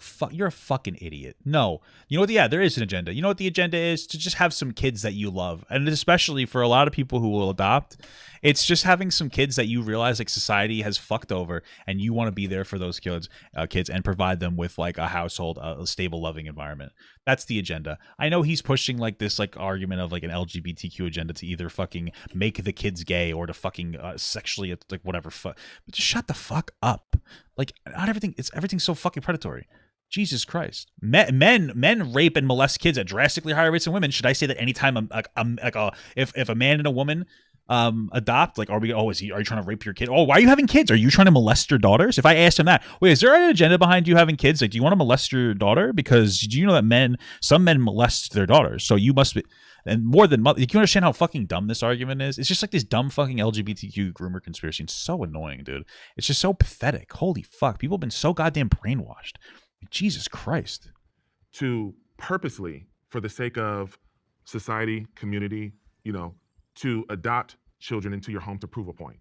What? I think that's what caused. I think that's what. I guess I went off on a tangent for nothing. But what are you talking about? If you're having a kid, prove a point. You think that gay people are adopting to prove a point? Okay, that's even dumber than the groomer conspiracy. What, to prove what point? What? They probably just love kids. They probably just love. They want to have a kid. They want to provide a loving home. For a political agenda, you should not be a parent. I wonder why white folks adopt black kids all the time. You always see white families adopt black children from Africa, and I'm like, why can't you adopt, a little white kid? When you look at television, when you look at I mean, celebrities are probably doing it as a virtue signal, or maybe they're doing it to provide a better home. But reality is like black kids in America, especially older black boys, like in their 10s to 13s and whatnot, they don't get adopted at all. Like, they're considered problematic children, and they don't get the love that they deserve and that they need. And then it's like some white families are like, I'll adopt them. Like, why rob them of that? Like, we understand that there's an impact of systemic racism that comes into play in these, but like the reality is, like, why can't you just adopt your own? Like, that just gets into like silly territory, just generally speaking. But reality TV, I feel, just from what I'm seeing, I don't go off of. Plus, adoption's so fucking expensive, bro. Statistics and data. That's a bunch of BS. Okay, well then you're an idiot. So I go off of what I see. When Homeboy has said that he doesn't believe in data or statistics, I don't think it was a subtle eye roll. I definitely got whiplash. How else do you make a point that is professional and mature if you're not citing data and you're not citing research and you're calling it all bullshit? That scrapped all of his credibility for me. True. You're talking about kids of gay parents and you're saying that they're all these things, and I, the person you're talking about, I'm sitting here telling you you're wrong, and you're still interrupting me, and you're still invalidating me, and you're still telling me that your opinion must be right even though you're not in my shoes. That was really shocking. Yeah, I wanted to respond to some earlier points. We've been talking a lot about what is natural, what is order. I'd like to say that there are many, many studies of over 1,500 non-human species of animals that they parent in their species children that are not biologically theirs. I also don't think that reproduction is the end-all be-all of what a family is to be. You're allowed to have your own biblical beliefs. I totally understand that and respect that. What you're talking about with sustainability, I'm not suddenly going to tell all the straight people to suddenly partner up with people of the same sex and no longer reproduce. It's a minority of people that are queer that do want to have children, and I just think that they should. It's also it's easier to adopt kids from other countries for many people. Adoption differences. Yeah, that makes sense. Yeah, I think it's a little too expensive to adopt out here. We really need better protocols. I mean, honestly, we could probably, if we could provide better wealth equality, you'll probably see less people getting adopted. But like, let's not get. I just got the wrong item. Fuck. Let's just not get into that, though. Be allowed to have children, and I don't think that they are depriving the children of anything, because I think the foundation of what a family should be is to provide a child with love and support and raise them into respectable, upstanding citizens. True. I think it's important to have masculine energy, to have feminine energy, to have any big dick energy. Period. Other energy that there is. I just don't think that that is necessarily the job of the parents to incorporate these gender roles into it. Are we able to qualify something before the next one? May I respond to Elizabeth? Nope. Reset. Reset. Look it up. I think we all do. It's necessary for parents to have open dialogue about sex with their children. Yeah, I mean, this is the thing, is that people who are complaining about how they're teaching sex in school, wouldn't the ideal be for the parents to talk about sex with their kids? Yeah, the answer is yes, emphatically. You literally, as a conservative, can't say no, or you're like a literal fucking hypocrite. Now, there's a time and a place. You're obviously not going to teach a 1-year-old about sex, but as they get older, and especially as the kids ask the questions, which happens, and they ask you, what's a pee-pee and a vagina? You can answer them intelligently. Okay, if a young kid says, how are babies made, you don't have to tell them that the ins and outs and the intricacies, but you also don't have to tell them that a stork did it. You could say when two people get together and love each other, et cetera, which is what we do sometimes. And then as they get older and they get more intelligent, you could be like, yeah, let me explain these things a little bit more to you. Have the right conversation about these. If these conservatives say no, it's not the parents' responsibility, then what you're saying, that whose responsibility then is it? The school's responsibility? To an extent, yes, sexual health education is a very important thing for people. Abstinence education is dumb as shit. But who else would do it? No.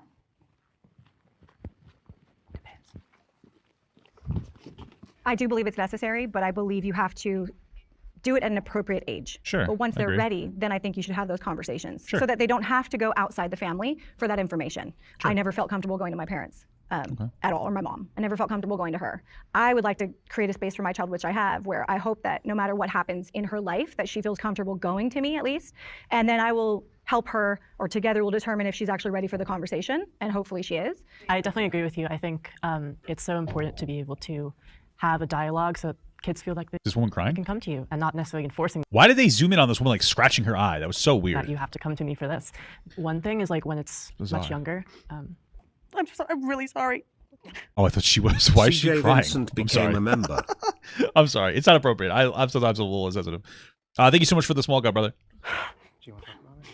I just haven't been told I was raised wrong in a long time. Oh, okay. I understand. That's unfortunate. Yeah, that's rough. I get that.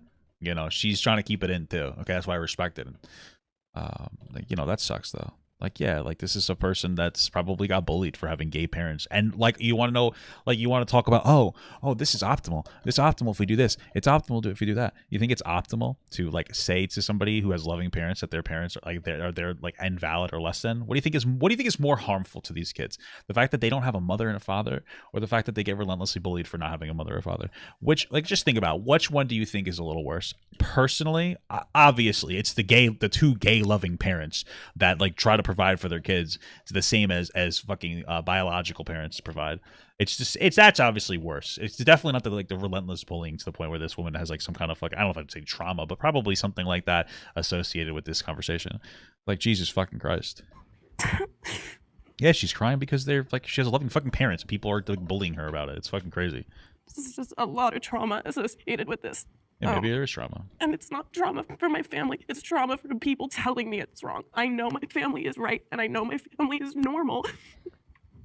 I didn't know it. I didn't know my family was not normal until other people decided to tell me that. And that was nobody else's business to say that. No one.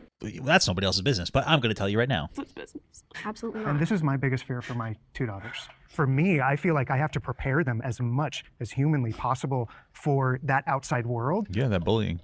That can tell you that you're wrong or that your family is wrong, because that's one of my biggest fears. I don't think anybody said wrong, but No, you guys, somebody heavily insinuated it. It was you. Yes, people were saying that it was wrong. A lot of people. I'm not saying it's wrong. I just think that it's like not ideal.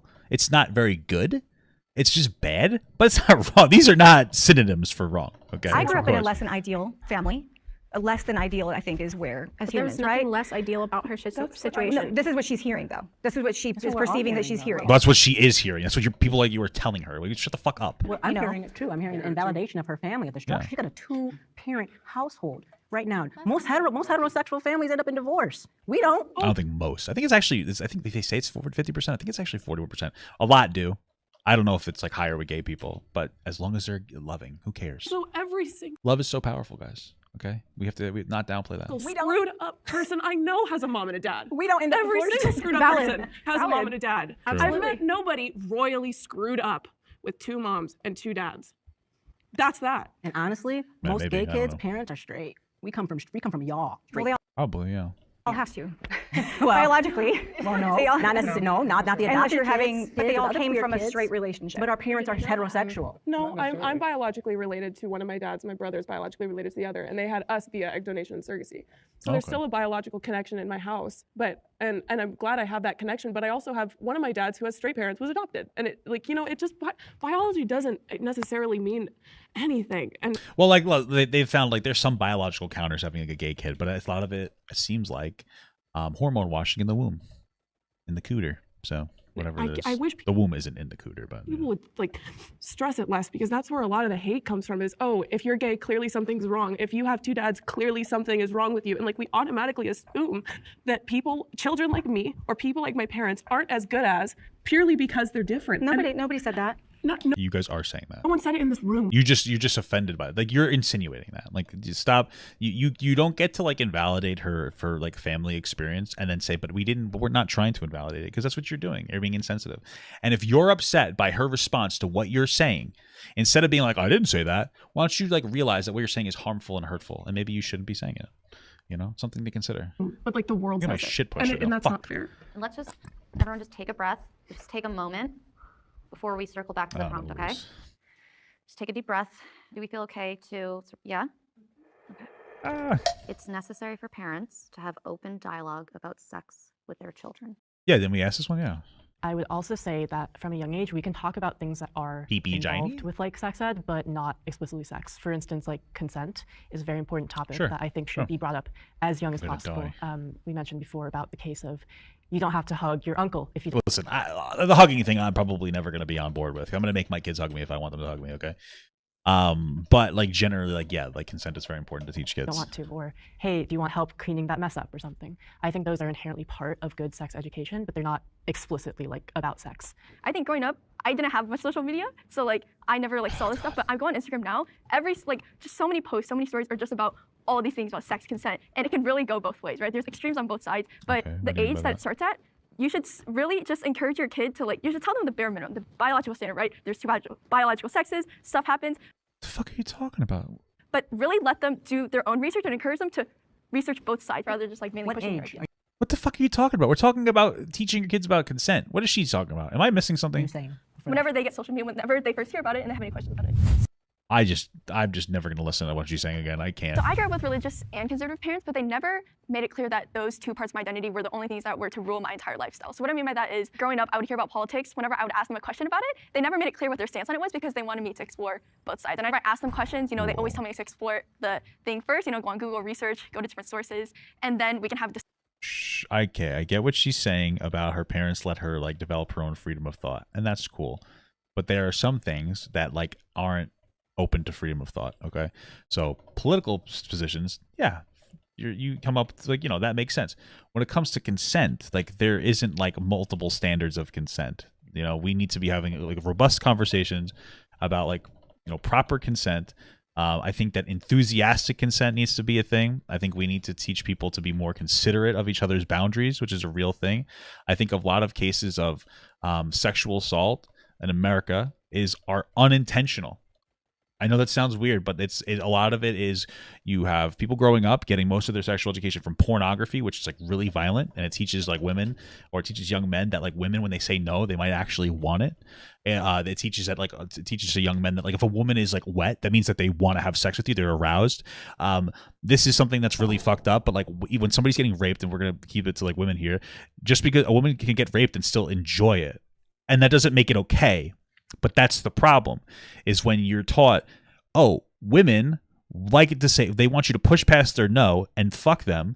And look, she's wet. She's enjoying this. She's moaning. This means I'm doing a good thing. That's not how it works. Women can enjoy the pleasure. And it's even more psychologically fucked up when their brain is like, I don't want this. This is a horrible violation of my person. But their body response is pleasure. That it fucks a lot of people up who get raped, but like enjoy it. It's not okay. And when you teach young men that like, oh, look, see, she's enjoying it. Everything's okay. This is like another conversation about how fucked up the conversation around like sexual assault gets.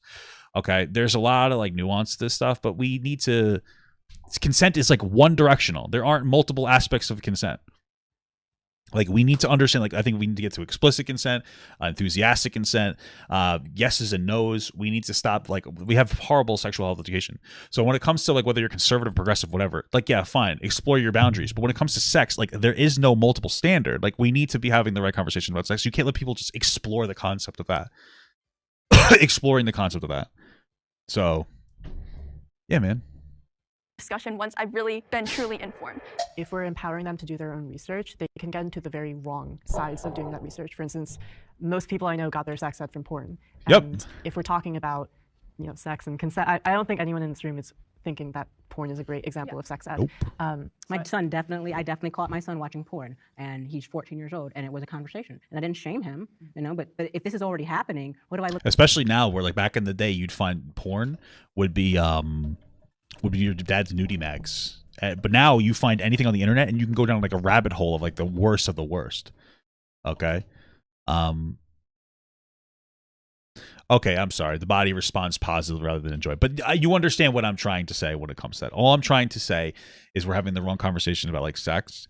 And when you have a culture that teaches like men to be too pushy onto women, and it can happen both ways. We're going to use men and women as an example.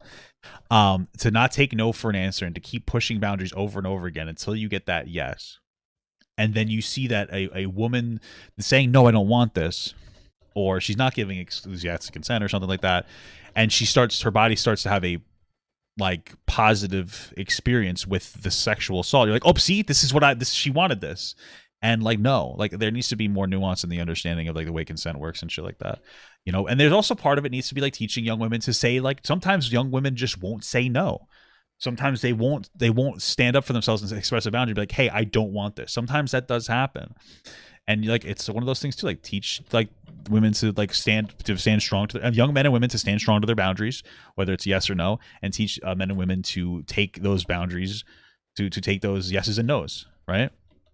You know, so there's a lot there. Look like coming at him and reprimanding him and telling him this is a boundary, or we don't do this in this house because you're going to go all this action. It's like, no, this is already happening. So and I'm just now finding out about it. So now there's a communication and we actually had a whole on conversation about why this isn't real and why this is not okay for you. You're going to be an adult the rest of your life, honey. Be a 14-year-old right now. And he's like, you're right, Mom. Don't worry about it again. You're probably still sneaking and watching porn. But you know what I'm saying? I'm not going to be able to stop that. I'm going to be able to communicate with him and do the best I can do. That's all we can do. See, but that's good because you told him about this stuff before it got worse. So I have a son and a daughter. My son is almost 7. My daughter's 4. So, you know, I don't like to keep that, like if one's showering, the other's in their room and vice versa. Okay. But one thing I guess I stepped forward for was mostly because we use the word penis. We use the word vagina. Okay. I want them to know their anatomy. I want them to know that this is what you have. Okay, that's a good example. Nobody touches this. Nobody sees it other than you. Or like if I'm giving you a shower or helping you wipe your butt, like things like that. You know, I learned about sex from boys being gross in class. I didn't know how anything worked. And that's kind of because, like you said, you didn't have a good relationship with your parents. I didn't have that. I wasn't comfortable asking my mom or my dad, like, what is this? They probably should have been the body physically reacts. All right, you get what I'm saying. All right. ones to educate me first. Probably wouldn't have became a teen parent, but. Yeah, I only hung back because I agree and I disagree. Like for me, it was very interesting. I have mom and dad. My mother's a very Latin woman. So it's kind of funny that she was the one who I talked to about sex more than my dad. I don't think I've ever said more than 2 words to my dad up until this day about sex. So, well, it sounds like your father wasn't providing you that fatherly advice that you cherish so much. Like, what the fuck? He's supposed to teach you about sex. What the hell's happening here, bro? What are you doing? For my daughter, I almost kind of want to mirror that for obvious reasons. I mean, that might just be a better conversation for her mom to have with her. I mean, I'm willing to have a conversation, but I also feel a little Dimitoriasu super chatted $1.99. Her son got caught? Sound like a skill issue. Yeah, true. You're so dumb.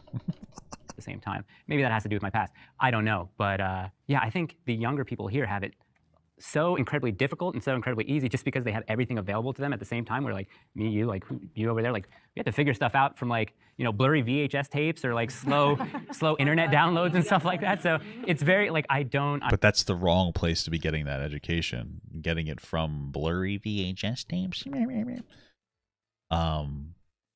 Like that's the good thing about that era is that you couldn't go down a pipeline of really abusive sex. I'm not jealous of you guys at all. That's fair. That's fair to say that I might not feel comfortable talking to my daughter about intercourse. Right. That's completely. It was way easier for me to talk to my son about how bitches are. Like, look. Whoa. You're good at basketball. You know what I'm saying? Or you're good at athletics and whatnot. Like, I know how women are going to be. When it comes to courting, yeah. Like, I can talk to her probably a lot easier. Than Absolutely. I said disagree because of the word necessary. I don't think that it's necessary. You know, everyone's watched Animal Planet. Nobody teaches the lion cubs how to have sex or what to do. Oh, yeah, but they also just fuck each other. Without we're not animals, okay? There needs to be like a conversation about like explicit consent and whatnot. So I think it's ingrained in all of us. I think it's just something that is the result of evolutionary biology. My dad was a very strong masculine figure in my life, and he was always there for me. But I never had the birds and the bees talk. I never had it. Well, I went through puberty. I felt all the things that young boys feel going through puberty. I used my eyes and I looked around the world. I talked to my friends like curious kids do. And we figured it out, and we kind of knew what was... Yeah, that's dumb. That's just a dumb thing. I'm not going to let kids figure out how consent should work. That's why we're adults. We should be teaching our kids to, like, deal with this shit. I'm pretty sure one of them said that in the beginning. Like, I'm not going to let my kids figure out consent. Like, if I have... Like, I'm a big... Here's the reality. I'm a big fucking guy, okay? I'm a really big guy. If I have boys, they're going to be really big fucking boys. If you think I'm not going to teach my large boys about consent, you're a moron. What a stupid thing. I'm just going to let them figure it out. No, because I have very large, strong. I'm gonna have very large, strong, masculine like men, and probably women too if I have daughters. And if I don't teach them consent, they're going to hurt people unintentionally. Okay? That's just a fact. It's just what's going to happen. I have to teach my kids like constraint, self-control, and understanding, like a robust understanding of consent. Oh, let them figure it out. No, because then my kid's going to rape somebody if they don't understand like what consent is. Because they're going to put a woman that's going to be smaller than them, obviously, into a situation where she's going to feel uncomfortable because my kids are going to be fucking huge and probably socially awkward because I have like fucking ADHD and shit. What a stupid thing to say. Like, what a dangerous thing. Yeah, just don't teach your kids about consent. They'll just fucking figure it out. Yeah, you just got to rape a couple girls and you'll figure out how consent works. Like, what a dumb fucking idiot. Like, you're just so dumb. Holy fuck. Jesus Christ. Okay. What's going on? But something you said actually made me think and almost reconsider if I made the right choice. And that was about pornography. Okay. Because this is a very big issue, and it's very pervasive in our society today. The average age of first exposure to pornography in this country is 11. And some social scientists are saying that it's getting younger every year. To keep people viewing, to keep the dopamine hits coming to these viewers, these young viewers, it's escalating behaviors. It's rape. It's incest. And you're saying you want them to investigate, and that's what they're going to come across. When you're like, I'll let my kids figure it out. You realize that what you're saying is you're going to let them get the education from porn, right? It's aggression. It is these horribly violent behaviors that they're learning for the first time. You know, by 18 years old, it's over 90% of young boys have seen porn, and 60% for young women. And that's because women read porn because they're weirdos. That is something that we have to recognize. I think it is good to have some discussions about this, but I also think that this ties back to why it's important to have a two-parent home. Because you also hear that they say that 90% of male streamers have also looked at deep fake porn of their female counterparts. That's a real statistic, guys. It wasn't just Atrioc. That's his name, right? Okay. Mizkif's looking too. Is he relevant anymore? Or did he do a bad? He did a bad thing. I don't remember. Guys, okay. Ludwig, he's seen it too. Voice Critical is his Twitch streamer. Yeah. I know he is like popular. I just didn't remember he was just a Twitch streamer. Yay. Okay. They've all seen the Pokimane stuff, guys. It's 90%. That is not a statistic that I made up right now for a run-on irrelevant part of the segment. Okay? That's real. You guys better be careful. It's true. It's not true. Because it's not just... I mean, maybe it is true. I don't know. I wouldn't be too surprised. It's about telling your kids what is right. Kids are very visual learners. And so when they see your mother and father interacting with each other in a loving, nurturing way, they internalize that. They see that, and they in turn go out and they treat other people like that, whether that's their girlfriend or boyfriend. And so that's, I think, one of the big values of having a two-parent, two-sex home. I think... Sure. Are you having sex in front of your kids? How are they going to understand consent? Being honest, because even being conservative, I think we can be part of the factor, I guess. Be a little hypocritical, like we're so perfect and we have this perfect family, but it's like, no, your mama was a hoe. Yeah, you know, your dad used to sniff coke. You know, so we're not perfect, and just being honest and transparent and seeing, you know, certain things in our children. Hey, you're saying that you can't be transparent, though. To address those things in a timely manner. So I don't think that it's necessary for my kids' age to talk about sex, and I would rather them just for now see the intimacy between a mother and a father before I drop that ball, you know, on them. So children should strive to meet their parents' expectations. Yeah, of course, absolutely. There's no other way to do it. Now, what the real thing it needs to be is that parents need to make sure that they set realistic expectations for their kid. That's more important. Kids should reach their parents' expectations. Generally speaking, as they get older, they're going to have different interpretations of the world and what they want to do, et cetera, et cetera, et cetera. But it's more about making sure that the parents have like reasonable expectations for the kids that they can like handle. Okay, if you have a kid that's pulling C's in high school and you're like, you need to be an A+ student, your kid's probably not going to meet that expectation. And what happens is if you give somebody a task that they're going to fail, then they're going to destroy their confidence. When it comes to giving people tasks, you need to give them a task that they can meet. It's got to be stressful, but not too stressful to not be able to overcome, so that they can overcome it, so that they can grow as people. So really, it's more about parents making sure that they operate in a way that like encourages their kid, allows their kid to like actually be successful, right? Like you know, setting realistic expectations. Burp.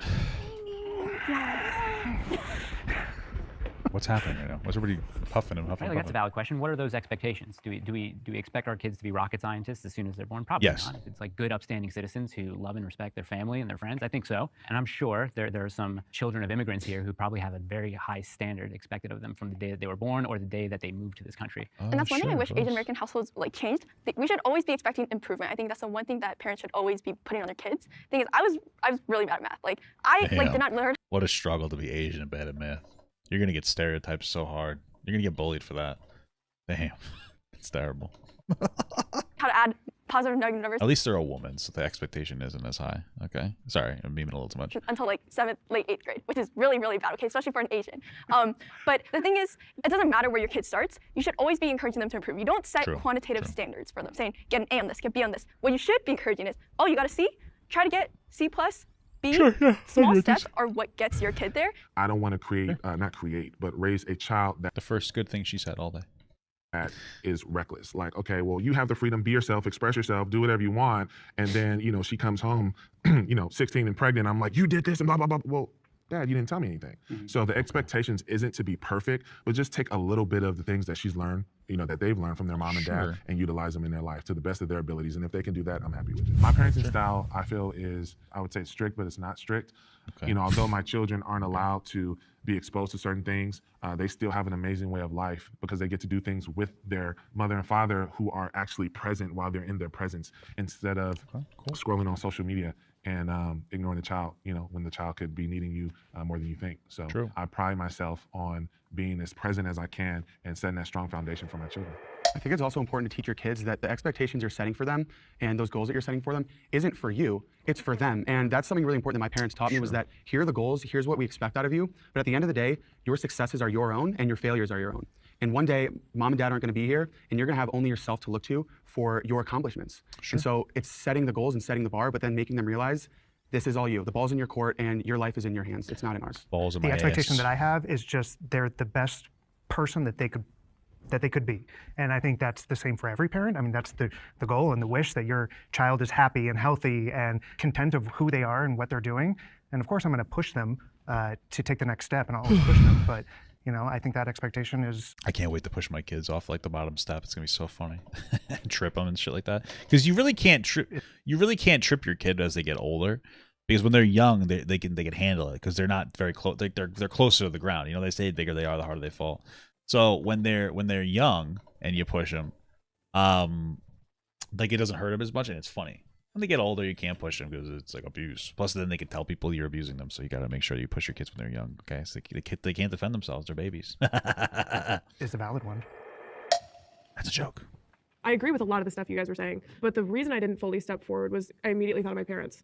And my parents both grew up in conservative homes and were told that they should. The whole goal was to go to college, get a wife, and have kids. If the expectation, if my parents met the expectation that they were going to get married and have a wife and have kids, they might have killed themselves and not been here today. Have I looked into other podcast, like other content, like a podcast? No, maybe. I mean, if I do a podcast, it's gonna be. I'll know when the time is right. I'm not trying to put too much on my workload. Not that I'm doing a whole lot of work right now. I'm watching a fucking video and playing Vampire Survivors, but I like to enjoy my free time with my wife and stuff. So maybe a Mama and Papa Gut podcast. Ooh. 2, I definitely wouldn't have been here. My brother wouldn't have been here. So it can't be the end all be all to meet your parents' expectations. My parents are immigrants from India, and their expectation for me is to accomplish the American dream, to blend into white society, to blend into rich American society. They placed me from the age of 5 in a all-boys school until the age. Oh, I guess that person is trans. Their shirt says support Black trans lives. Okay. Of 15, and their expectation was for me to blend in. I'm sorry, I can't meet that. I'm a woman. I'm not going to meet your expectation of going to an. Or were they actually a biological woman? I'm actually just confused. All-boys school. That I don't think that's me. Are they trans? I'm only confused because if they're trans, they're a woman. I just usually they'll give context of how. I don't know. There's okay. Something wrong there. That's me just living my truth. But there's other expectations that I think are very appropriate for them to have me meet. They want me to go to a good college. They want me to succeed and be happy and accomplish my dreams. And I think those are all wonderful. But I think it's not so black and white. Elementary schools should teach students about sexual orientation and gender identity. Elementary schools? Okay. Elementary school is age. What's the age of an elementary? 5 to 11? I don't know. Wait, hold on. Let me just look up one term. This is going to be stupid, but like, what is sexual orientation like defined? I know it's a dumb thing, but 5 to 11. A person's identity in relation to their gender or genders to which they are sexually attracted. Okay, so sexual orientation is like gay, lesbian, bisexual, straight, obviously, gay, straight, whatever. And gender, I don't know, man. I'm thinking a no. I think that if it's relevant, I guess if there's like an 11-year-old trans kid to teach people to be respectful of them. I mean, I'm not going to get into my opinions on trans kids. That's a whole thing, but that makes sense. I think that like it's acceptable to teach that it's okay to be gay, but I don't know how much we have to talk about. I would say that these things are going to be talked about when it's appropriate, age appropriate to talk about sex education. But it's good to teach like acceptance. Like if you got if there's like a kid in the classroom or something that might be gay, to teaching like, oh, it's okay, or like a kid with 2 gay parents. I don't know. I guess it's I don't know. Like, yeah, you should teach them that it's okay to be gay. Like, if their parents are gay, or it's okay, or if one boy's like, oh, I like boys, it's like, oh, that's okay. There's nothing wrong with that. I just don't know if we need to have a whole class on it. I guess it depends on how you're going to teach it.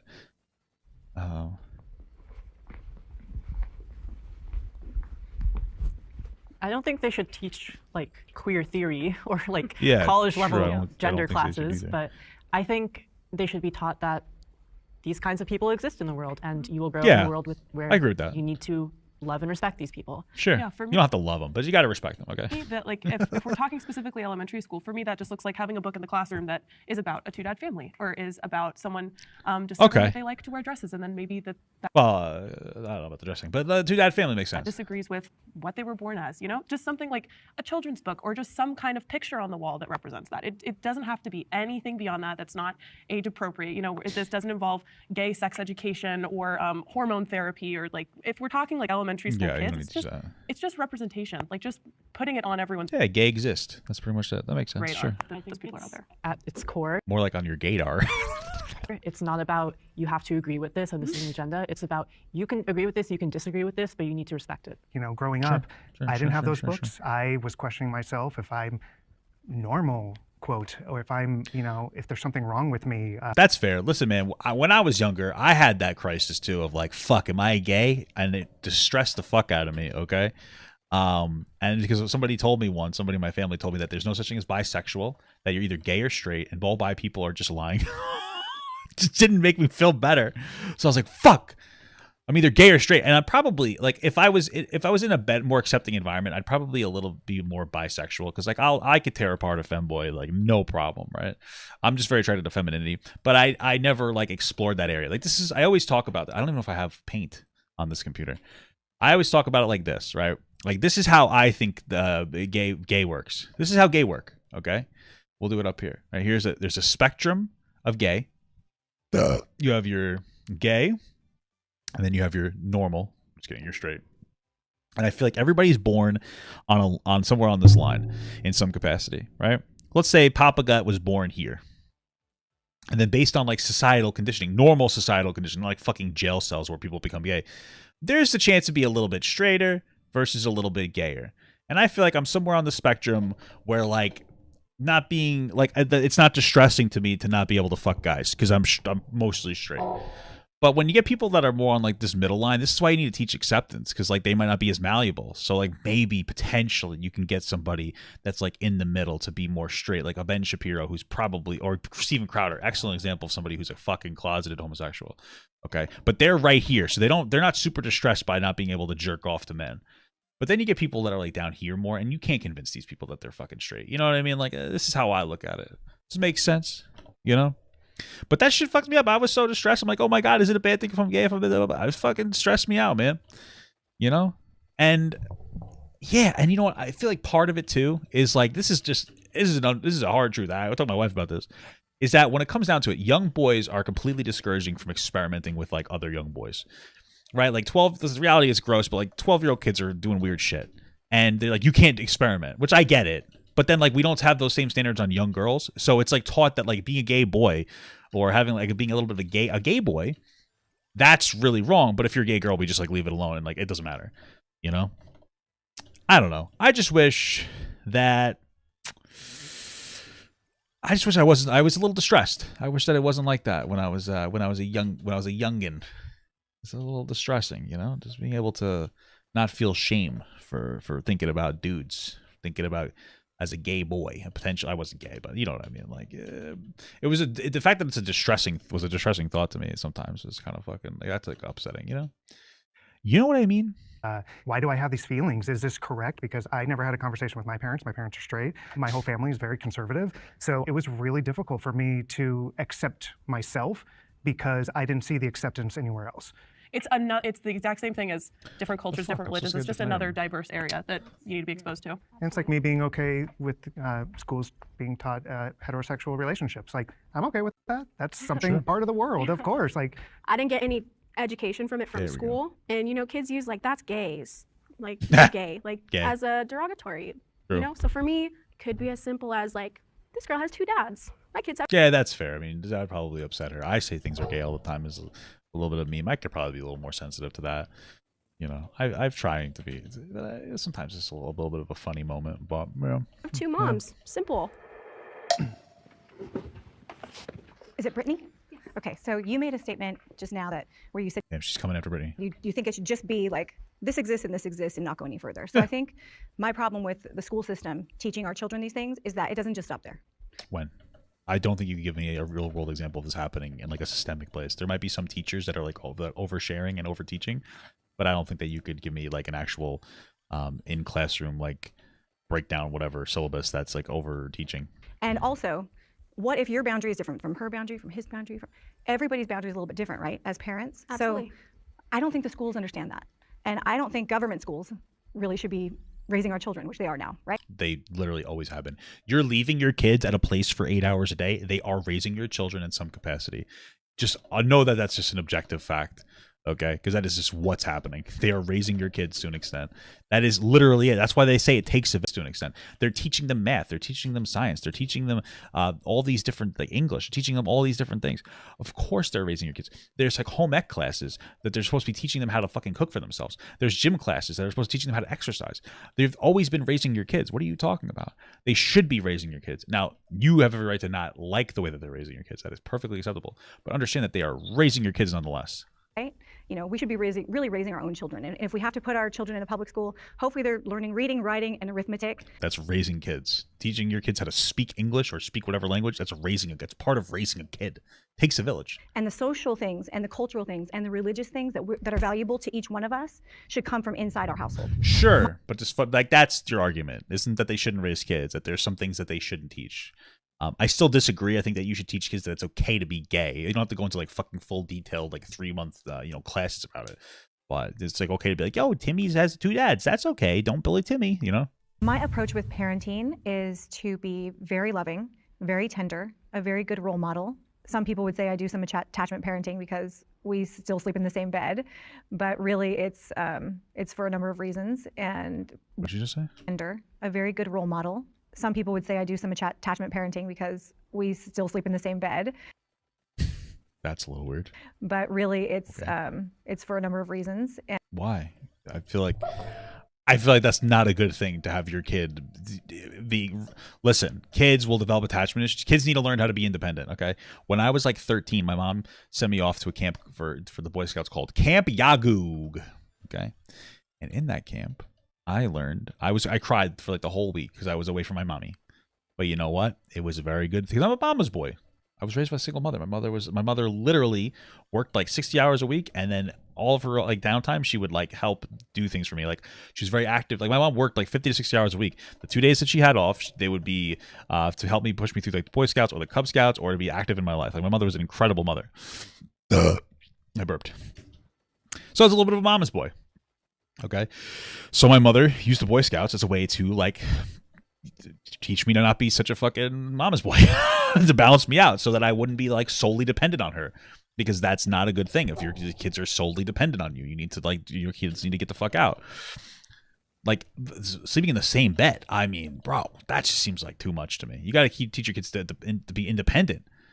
I don't know. That's not good. And one being safety, and two being it's campus in Rhode Island. Yeah, more fun than being across the house from my daughter when we're the only two people in the house. We just have a very tender, loving relationship. I wanted to make sure that I cultivated that in my relationship with my child, because I felt like I grew up without that tenderness and that love and that security in my household. So I wanted to make sure that I provided that for my daughter, no matter what. Okay, interesting. You said, I'm so sorry to keep bringing this up. I don't want to like trauma bond or anything, but like you didn't have a good relationship with your parents. You weren't able to go and talk to them about sex or your period or things like that. Correct. Where was the best place to get that information other than school, sex ed, for you? That's a great point. And I'm glad you brought that up. I wish that my parents were open and communicative. I had a similar situation to you. And so I ended up learning it from my friends. So friends and magazines and VHS tapes, somebody mentioned, like you learn about these things other ways, but still it should come from the family, I believe. It should. It should come from the family. Well, I feel like it's okay to teach kids about their period. I mean, that's like a universal thing. You have a period and here's how you manage it and you're not dying. I don't think that's inappropriate for teachers to teach. Okay. I can almost guarantee that every single person here, anybody who's a parent, or just shut the fuck up. My wife's in here saying was. I am still a mama's boy. Yes, I love and respect my mother, but I'm not like fucking beholden to my mother in this weird, creepy, like emotionally incestuous way. All right, you obnoxious fuck. All right, shut the fuck up. All right, my wife, you're so antagonistic. You're being rude. Okay. I'm sorry that I love and respect my mother, as all young men and all men should love and respect their mothers. Okay. Just don't make it a weird, like emotionally or like incestuous relationship, because that's bizarre. Okay. All right. Babe. Just has a parent. Frick you. We all have a different idea of what we want our children to learn and not learn about these particular social constructs and sex in general. We exist. That's the thing. But we it's exist. sexual orientation a construct. I want to add on to that. So I agree with a lot of what you guys were saying when you guys are up here about representation. We should be teaching our kids that people of different sexualities, family types, they exist. But when you have one entity, one curriculum, one school, one government, when you have only one entity teaching a thing that can go both ways in a lot of different directions, there's a lot of room for bias. Like I want my kids, when I grow up, I want them to know that these different things exist. But in school, it's just so hard to regulate what's going on. And I see. She's a parent? Oh man, I thought she was like 16. Damn, the whole time I thought this woman was like fucking 16 years old. News stories all the time about these children's books. There's one book about teaching, I don't know the name. You don't hear news stories about this. You see this on like fucking Tucker Carlson or libs of TikTok. Okay, there's obviously going to be boundary pushing shit that shouldn't exist, but it's such an outlier. And what happens is like fucking Fox News and conservative media tries to make it seem like this is like the #1 issue in the world. And like everywhere we go, there's books that are trying to literally like open up portals from fucking pedophiles' fucking bedrooms so they can shove their penis through the fucking portal through the book into a child's mouth. Like that's what you're hearing on fucking Fox News. It's not happening. Okay, relax.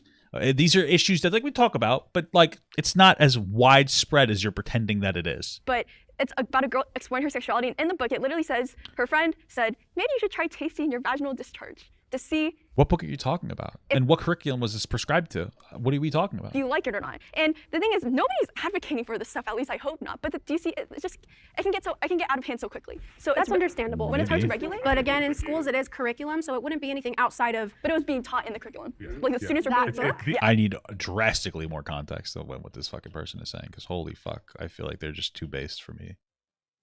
These books are in the classroom. I think some teachers be wilding out and bringing in their own personal stuff that's not supposed to be in the curriculum. That's just absolutely not. That sounds wild. We forget that we talk about the school system and all that stuff, but we forget that these teachers are people too.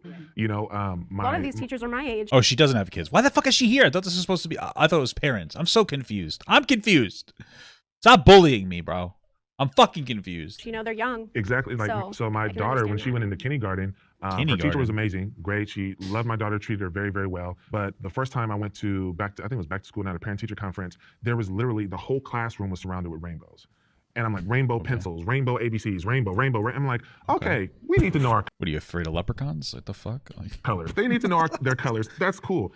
But it went from like, okay, you're teaching them to, okay, what is this? Like, I don't care if you are gay or whatever. Was she a gay educator too? No. She was married, had kids. I don't know if her kids were or anything like that, but it just was like, what are you trying to do? It just felt weird. I think was it the Pride Month and they were putting up representation?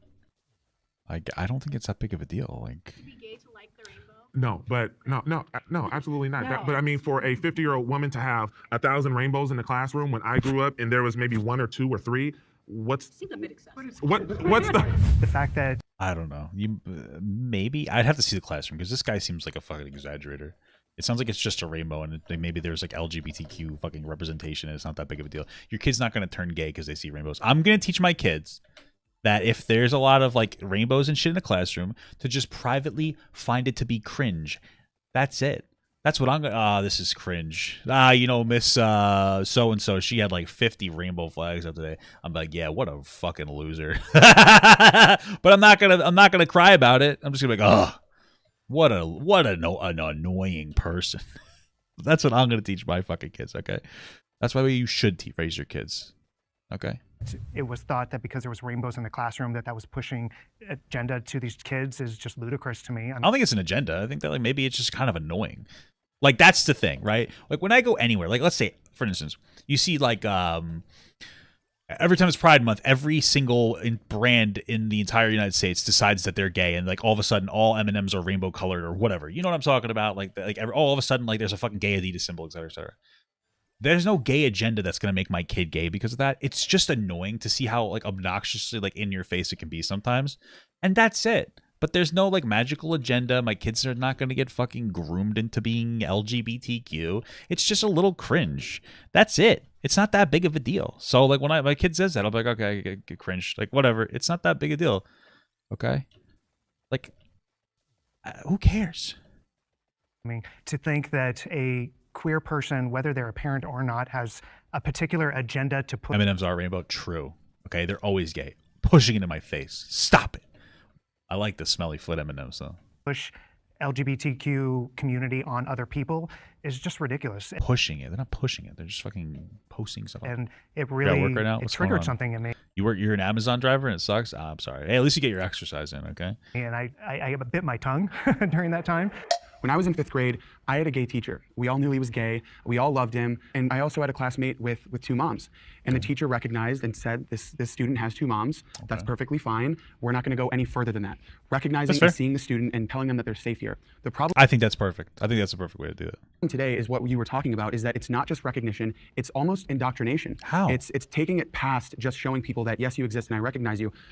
I took sex ed in 5th grade too, and it was very simple. It was the boys went in one classroom with the male teachers, and the girls went into another classroom with the female teachers. I think that's a dumb way to do it. I think that both boys and girls should be learning about girls and boys. Like, do you know how dumb men can be when it comes to periods? Imagine we taught young boys about periods. Okay? Like, teach anatomy and these things to both boys and girls. Because you want to know what? Those young boys and girls are probably going to grow up to be parents, and it would be good if they were educated on the anatomy of boys and girls. If I have a daughter, like how am I supposed to know? Like, you know what I mean? Like, it would be helpful if I learn yucky girl things when I'm in school, because then like I'll have a general idea of what like a struggle my kid might be going through, or like a passage of life or whatever. Not that big of a deal. And we talked about the anatomy. We could ask questions about sex and questions about puberty. And other than that, that was kind of it. But now across this country, you're seeing these types of books that aren't just talking about the biology and the anatomy and teaching kids about procreation. It's talking about pleasure. It's porn. I don't know what you're talking. So I've seen the libs of TikTok post taking the outliers and projecting it as if it's like the entirety of society. But can you give me something that's not just you fucking pearl clutching, that's like a standard in a syllabus in a widespread way for kids to be learning? Because like you're just saying like, oh, there's all these books teaching about pleasure. Where are they? It sounds like it's just fucking libs of TikTok, just annoyance. Like, oh, I saw it on Fox News with Tucker Carlson. It's like, wow, well, that's not probably not the best place to get your information from. Pornographic material, and that has no place in the classroom. And unfortunately, we're almost having to step back and have no sex education, which we want sensible sex education, because people are taking it so far. I rather have tolerable my question, sex education. My question to those people that agreed is, why do you not think that parents can sufficiently and appropriately determine how and when they talk to their kids about sex? And why are these teachers so eager to talk to other parents' children about sex? Who's fucking eager to talk about? It's their fucking job. Oh, it's my job to teach sex education. It's not that fucking big of a deal. Sex and gender ideology. Yeah, if you're that susceptible to like the gay conditioning, then you're already gay. So true. I've literally traveled the country reporting on this indoctrination, on. Sorry, he's traveled the country and reporting. What's his reporting look like? Who is this guy? Who's the gayest guy in the room? What's this guy's name? Drag Queen Story Hour on the transition closets, on the coming out day, and whether or not what the fuck is a Drag Queen Story Hour is weird. It's not widespread. It's just kind of bizarre. And the reality is that these fucking parents are bringing their kids to this weird shit. Okay, that's a parent making the decision. You just said, like, you were just questioning, like, oh, shouldn't parents be able to make these decisions? There you go. They made a decision for their kid to a fucking drag queen. Who cares? Whatever. I think it's a little weird because in general, music has been more sexualized and drag generally imitates music. But like, whatever. Like, don't take your fucking kid. You agree with those, that's fine if you agree with them, but you have to also agree that your child is in a classroom with parents that feel very strongly about those issues, and that has to be left to the parent. It is not the teacher's job to say, today's coming out day, or to say that you can be called by this pronoun or this pronoun, or you can go in either classroom to talk about this anatomy or this anatomy. It's just not your job. When it comes to pronouns, I feel like that teacher is creating a safe space for that child in case they do come home and they cannot come out to you guys. That's what it comes down to. It's creating safe spaces for the children that aren't like I didn't mean to point you guys out, but you both are very religious, and I personally come from a very religious household. Eric. No offense, but I am uncomfortable as hell, being around Christians. Not necessarily Christians, but people Catholics. We can be pretty tough. No, I don't mean to make you guys feel I understand uncomfortable. what you're saying because it's a two-sided coin. Absolutely. It's like. Well, it's a convenience to be Christian. I'm going to be Christian of the old covenant and not know what Christianity really means on the new covenant. And I know Christianity because I went to a ministerial school for 3 years. So you want to talk about the Bible, we can talk about it. But LGBT is not even talked about in the new covenant where Jesus Christ came and washed away my sins. And I'm a Christian. Pause, because we do have to move on. I want to hear from Mike. Oh, well, no, I was just going to say that my wife and I plan to homeschool for a multitude of reasons. No, good luck. Your kids are going to be social. Your kids are going to fucking be socially awkward. Probably going to shoot up a Walmart. Sorry, I'm not trying to be mean. But realistically speaking, man, like one of the very positive things about not homeschooling your kid is that they learn to interact with other people and they get like those experiences. So it's a good thing to do that. Specifically, we don't want the state involved in our child's education. Okay. There are a bunch of subjects we don't even think should be taught to begin with, like earth science. What the hell is that all about? Okay, earth science. Isn't earth science just teaching people about Earth? I don't know, like the rocks and minerals and shit? Like, why is that inappropriate for what? But to point to Aldo's point, one of the reasons why, especially recently, why we decided this was because we went to our local school district's library, and those books absolutely exist, and we were told by the librarian that an 8 to 12-year-old can take those books out without their parents' permission. And these books, they're kind of like comic booky type. Some of them are, but some of them have extremely pornographic descriptions. Some of them have visual aids. Can you just give me like the name of a book? What's the name of one of the books so I can go and be like, oh wow, this is bad. Some of them talking about, hey, try blowjob, see how it makes you feel. Some of them talking about fingering yourself. I'm Can absolutely you show me the book, not open to having my daughter look at that stuff. Okay, so no name of the book. I would like it so if we could hear the book. But some of them can take those books. Why we decided this was because we went to our local school district's library, and those books. Was it your local, like a public library or the school library? These are like questions I need to know. Descriptions. Some of them have visual aids. Some of them talking about, hey, try a blowjob, see how it makes you feel. Some of them talking about fingering yourself. I'm absolutely not open to having my daughter look at that stuff, let alone even hear about it from other kids. And I just need more context. Tell me the book name, a book name. Tell me the library, like, you know what I mean, like, or something, you know. Second of all, with the teachers in the classrooms, I feel like there is a larger subset of teachers who seem to have an agenda. This is just what I see optically. Where? And you're not in school. You see it on Libs of TikTok. This guy is like eating up Libs of TikTok and Fox News as if it's the real world. Like this person's like they're just not a good source of information. And it's just not something that I'm comfortable with. So can I quickly ask Ra a question? You talked about creating a safe space for students with pronouns. Do you recognize that some parents that feel very strongly about these issues, that by these teachers creating these safe spaces for students and introducing all the students to the spectrum of gender ideology creates a dangerous space for that other child? That it's introducing them to an idea that the parents feel strongly about? What are you talking about? What? Do I think creating a safe space for queer and trans kids creates an unsafe place for straight kids? Absolutely not. That the parents, no, that you recognize that the parents could feel that way, that the introduction of these ideas is not aligning with their values and it's not okay. Okay, but it's not dangerous. You just disagree with it. Okay, so. I agree 1,000% with homeschooling. I worked at LAUSD for 10 years, and I've seen a lot of shit that goes on in the school district. I absolutely believe that it starts at home. And if you give your kids a good foundation at home, they should be able to have a little bit of a foundation when they go to school and recognize these different things. Like, oh, I don't agree with that. I don't get jiggy with that, but I'm not going to hate and disrespect the person that does. So because there are kids that are committing suicide, there are kids that are coming to school that come to school for safety, for food, not only just to learn about sex ed, but literally because they have no other place to go but to go to school for. Yes, I know that there are ways to homeschool your child correctly. You're right. Okay, I'm so sorry.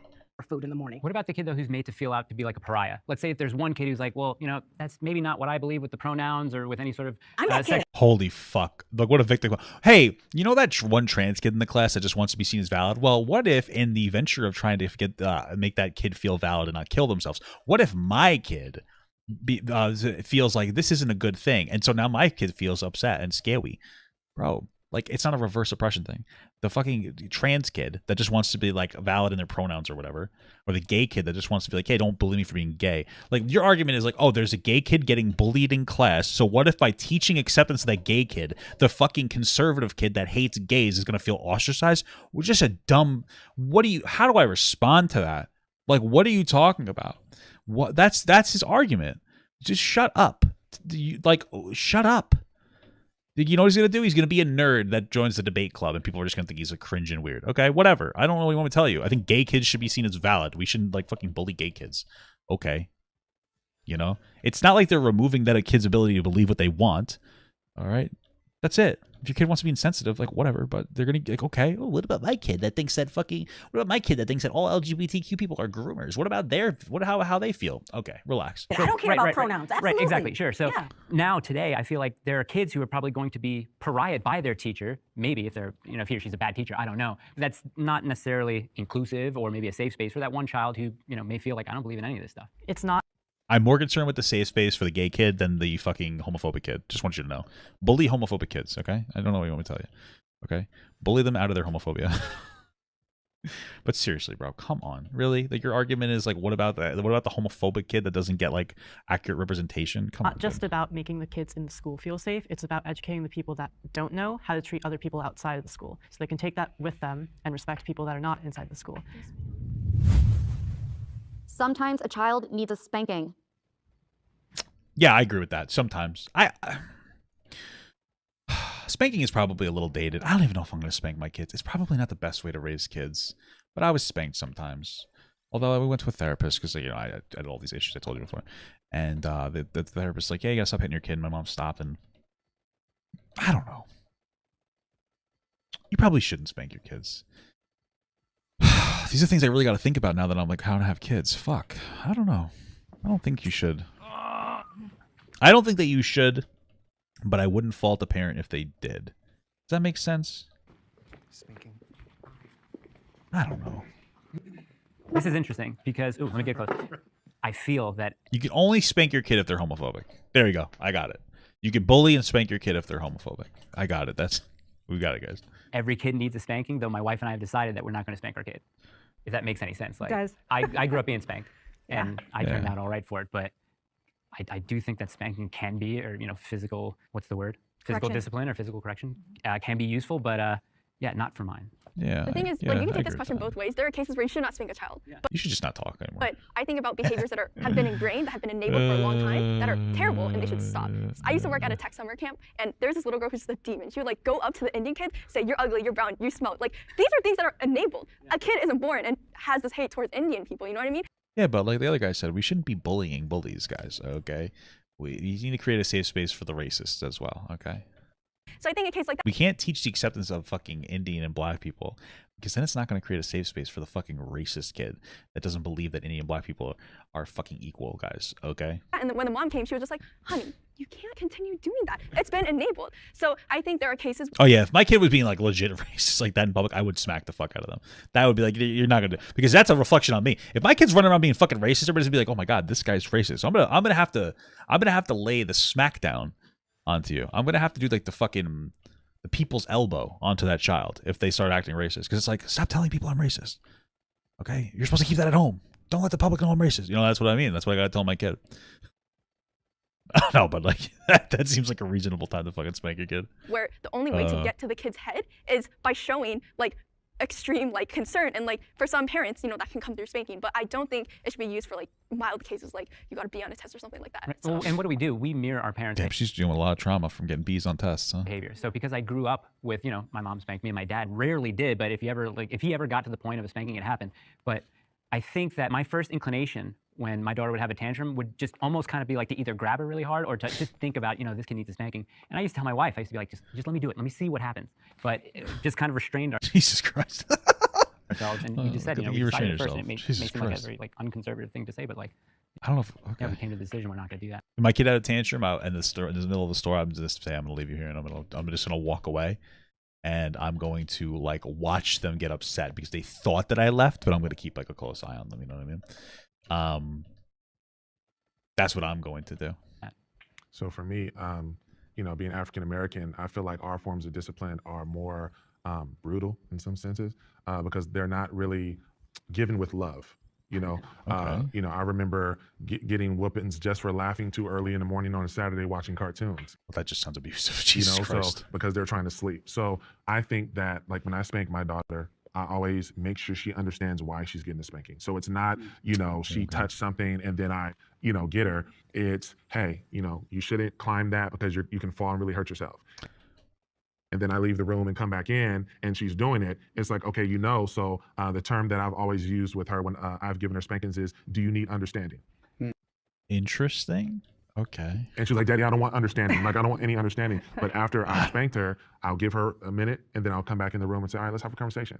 Okay. I don't know. Maybe it's not so bad. I don't know. It sounds uncomfortable the way that he's talking about it. Like, it sounds like it might be a little fucked up, but maybe, you know what? Maybe it's a light spanking or something. I don't know. And sit down like, why did I spank you? Because, Daddy, I was climbing the ladder. What could have happened? I could have really fallen and hurt myself. So what do we not do?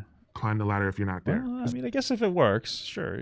Okay, sure. Grateful Dead became a member. Hey, thanks for the membership, brother. Trying to meet those expectations. And as a parent, how old is that? If you set an expectation for your child that has to do with their safety and it's not met and you don't correct them, then that's Flaps actually not became loving. a That's member. actually not showing Thank you so much for the membership. Wait, is it going to give me like a roll of memberships? What's happening right now? Your child that there are consequences to the actions, and that'll lead them to doing the same behavior over and over again. Skid Widget became a member. What's happening right now? Thank you so much. Oh, it's a lot of renewed memberships. Holy moly. Hannah Witt became a member. Thank you so much. I'm gonna skip through all of them. If any of you 761st Tank Battalion became a member. Okay. If any of you guys are in here that these memberships are renewing on and you want me to play the alert, let me know and I will. Okay. Thank you so much for those are renewed members. Thank you. Say that it's if you are constantly having to spank and use this extreme measure, then you're probably doing something else wrong that needs to be corrected first. So it does have to be used sparingly and not that extreme. You're exactly right. I grew up in a Latin household. I'm Puerto Rican. And we got the switch, we got the belt, we got the hand, we got the fist, we got all of it. You get the backhand? The backhand with we the got rings. we got the wooden spoon, we got all of it. And sure. It was terrifying at times, honestly. And sometimes I didn't feel it was justified. Sometimes it was justified. But I didn't want to create an environment for my child. You know what I'm going to do? My kids act, I'm going to fart on them. I'm going to fart on them. And they're going to be like, please stop, because I have horrible gas. Okay. Where it was severe punishment that felt like they were so terrified of me that they weren't going to be able to be somewhat free, right? The punishment needs to fit the crime. If you look at the animal kingdom, I'll talk about that again, but they physically correct their young ones when there's danger, when they're out of line, and that makes sense. Sure, they teach them because verbalizing doesn't always work, and I think it should just be minor corrections. I think that lions don't have the ability to, I don't think they talk in the same way as humans do. So there's a little bit of a difference there. I don't think we should get into the realm of abuse, obviously. And also, I feel like these days you can't even touch your child without, somebody wanting to call CPS on you. When I was growing up, there was no laws. You could just beat the tarnation out of your child, apparently. Oh, nice. But now, you have to be very careful legally. But from a biological standpoint, I think it should just be very slight, and the punishment should fit the crime.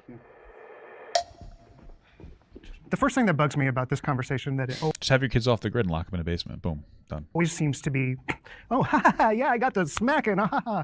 And it always ends up being a laughter that follows stories of people getting spanked. Yeah, I was spanked. My mom would hit me with a phone.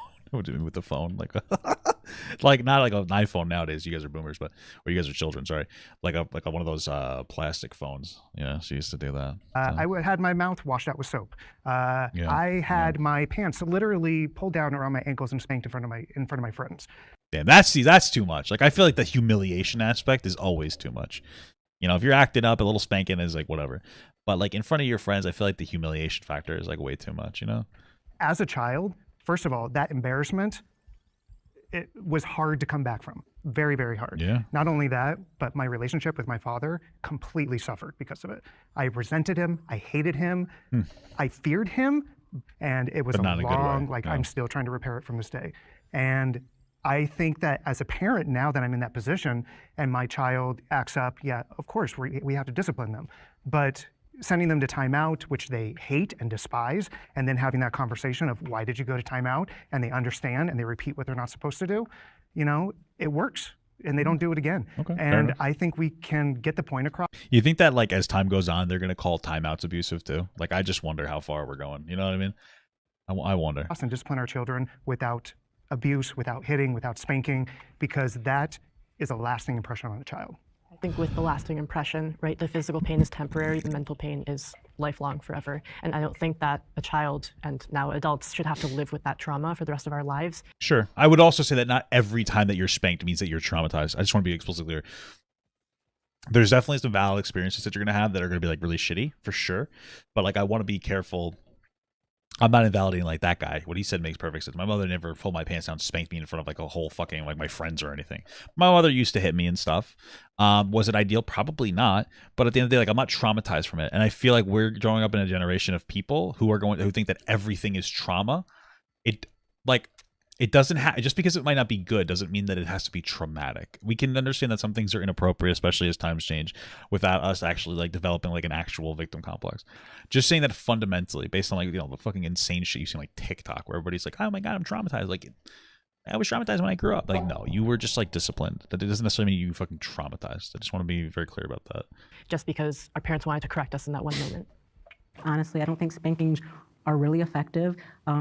You know, spare the rod, spoil the child. I come from parents that we had a huge leather belt, and now I think about it, we'd always get told, oh, don't make me get the leather belt. And Dad did get the leather belt, but I never got hit with that belt. And it was more to invoke that fear, because I could never imagine my parents honestly hitting me. And sometimes you gotta, you know, if you do a threat, sometimes if the kid calls you on it, you gotta hit them, you know? And I didn't have to get hit to mind or to respect them. But the moment that my parents were to hit me, I would lose respect for them, because I don't expect my parents to have to hit me. I don't think that's what parents should have to do. If you can't use your words to articulate to your children to respect you, we have a bigger problem. Yeah. First time I ever did get physically spanked was by my grandpa's wife. I lived with her and blah, blah, blah, and she smacked me, and I smacked her back. Damn. You know, like, I wasn't going to take that. I don't take that kind of disrespect. Base. And, like, I don't touch my kids like that. I don't feel like Well, I also feel like that's I don't know their relationship, but it sounded like they were married into the family, and so you really...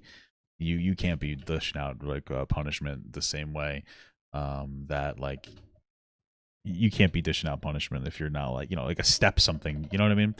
You got to be careful about the way that you dish out punishment, because it's probably an overstep a lot of the times. 4-year-old daughter, why does she need to be spanked? She's 4. Yeah, my 6-year-old, he's still learning the world around him.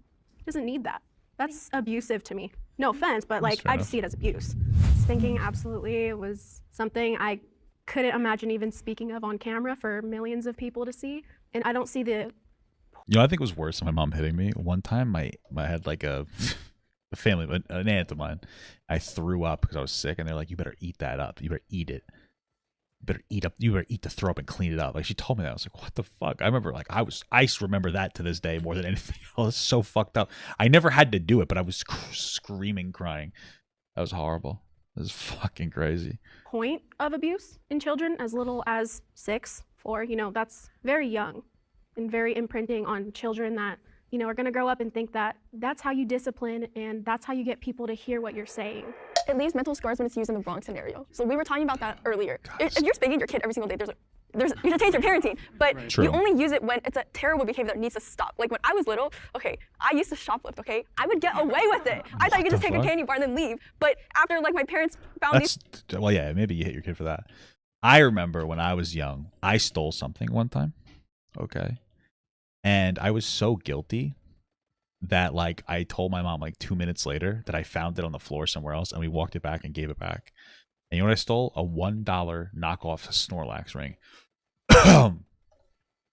But I was so guilty about it because I'm not a thief. These like chocolate bars that they weren't paying for, they spanked me, and as they should, because if they hadn't spanked me, they just said, honey, don't do this. I would have kept doing it. If they just said, don't do that shit, you might have just stopped or took something away from you, or use different effective ways. The thing is, taking things Give him a stone cold stunner. away from my son, like me smacking my son's 14 years old, who's bigger than me, stronger than me emasculizing my son and smacking him as a woman and telling him he's doing something wrong, that's wild. That's not going to be effective at all. It's no, hey, let's talk about this. You're going to get the Xbox taken away.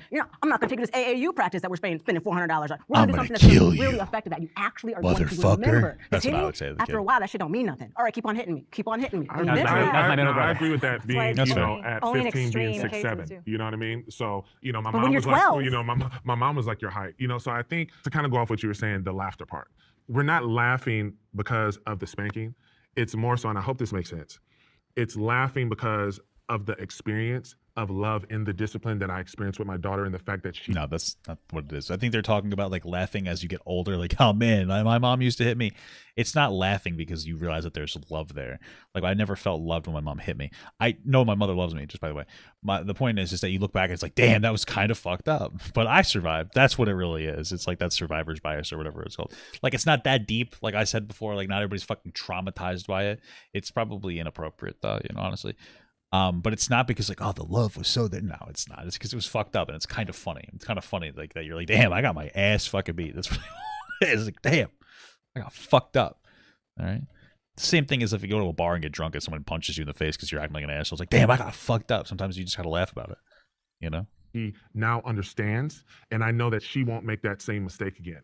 Now, to what you were saying, after spanking her, I don't even remember the last time I've spanked my daughter, because now, even with my 2-year-old, when they're acting up or doing something or screaming or going crazy, and I'm like, hey guys, stop, and they're still going, I'll get the belt and I'll just jingle, okay, Dad, we're sitting down.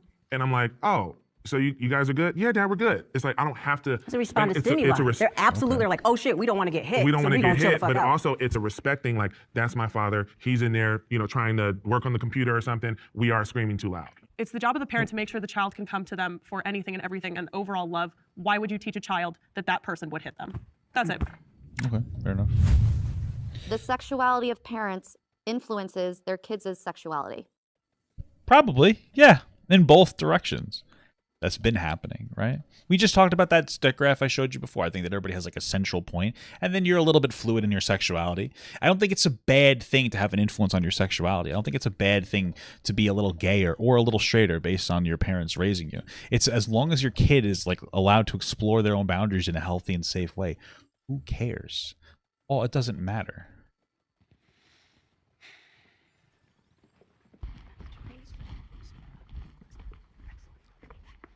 Now, if we're talking about sexuality as in just, being openly like, I hope I'm wording this the right way, promiscuous or your behaviors, I think it does. I'm just talking about who you're attracted to. I mean, but... It does.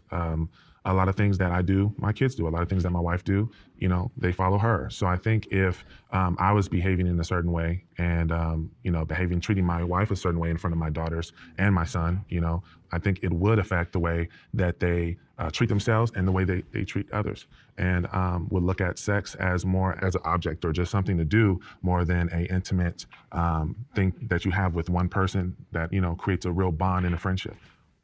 The thing about childhood is that every kid has a normal one because there's no frame of reference. Everything's relative. No, you're incorrect. Not every kid has a normal childhood.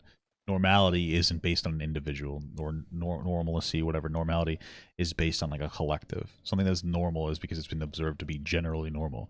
Right? Not everybody's. If you get like by his logic, you getting locked in your basement and thrown food scraps is normal because that child's facing it. Relative to yourself, you think it's normal, but then when you expand to other people, it is not normal. Okay, what you're saying is like you've already started off with just a wrong thing said. This guy doesn't know anything. He doesn't know things. Nothing that he says is credible. Okay, I don't know what to say. So whatever you put into that child's life becomes their normal. Children that are from same-sex households, they have a higher chance of identifying as LGBTQ. Sure, and you could claim that this is because they're more accepting and more who cares? Receptive to that. But I would say that I would point to the generations, that each generation as they got older, the amount of people, the percentage of people that identify as LGBTQ doubles each generation. And like California, he's referencing a California study that like Gen Z is like 20% like LGBTQ identifying. Sure, why does it matter? Like there are some people who are annoying about it, some people who take it too far, some people who are performative about it, right? We should teach kids that they like don't need to be fucking annoying about it, sure, or like falsely identify or something like that. That's fine. Like fundamentally, who gives a shit? Like, what does it really matter if your kid's gay? Some of that can be because of acceptance of society, but I do not believe that it is pure acceptance. There is influence that's happening on our social media, that's happening in media or in the world, but it starts at home, and there is influence in the home that when you see this as normal, it will of course influence your sexuality and how you view these things. Who cares? I just want to say quickly Why does it matter? that The problem is that Tony's using, he's trying to suggest that like it's a bad thing, but he hasn't told us why he thinks it's bad. Like the next question needs to be like, so who cares? Like, why does that matter? Oh, I don't know. You have to like why push him on that. Like, who cares? What does it matter? Oh, well, you know. Should be a good role model for your children. Should be constructive. It should be loving and not toxic. If a child sees sexuality and sees it as toxic, they may just choose to go the other way. Sure, I guess. A lot of gay people have straight parents. A lot of gay parents produce straight kids. So, debunked. You cannot, if you're straight, that doesn't mean your child is straight. If you're gay, that doesn't mean your child is gay. Well, that's not what he was saying. What he was saying is that there's like he's not wrong. The more accepting a household is for being gay, the higher chance that you'll probably be gay. Like we said before, like I think that everybody's sexuality is generally somewhat like fluid a little bit, just not drastically. Like I can probably lead a little gayer or a little straighter based on like how accepted it was. It wasn't unaccepted in my household. But like I said, like I had a family member who like was clearly like biphobic and stuff like that. You know, if they're a little more open, I might be a little gayer right now. I might be a little more bisexual, right? That part, but the problem is he's saying it in a tone that suggests that it's bad or incorrect. That's the problem, right?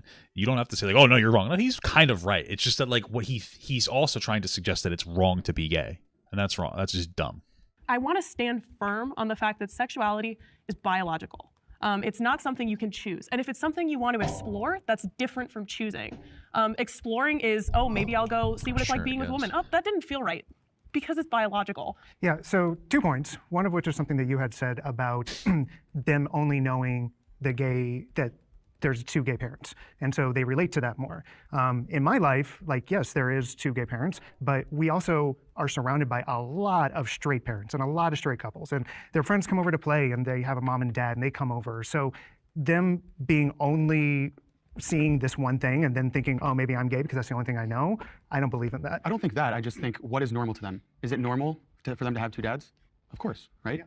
Having a mom and a dad, is it normal? But it's also normal to see other kids with their mom and dad too. I mean, they see it all the time. And then my second other was just the fact of a choice. I mean, you talked about it. It's definitely not a choice. If I had to choose way back when I was 15, 14, thinking, oh gosh, I'm gay, I would not choose to have society constantly looking at me, judging me when I'm out to dinner with my 2 girls and people come up and go, you're doing such a good job. You don't do that to straight parents who are out with.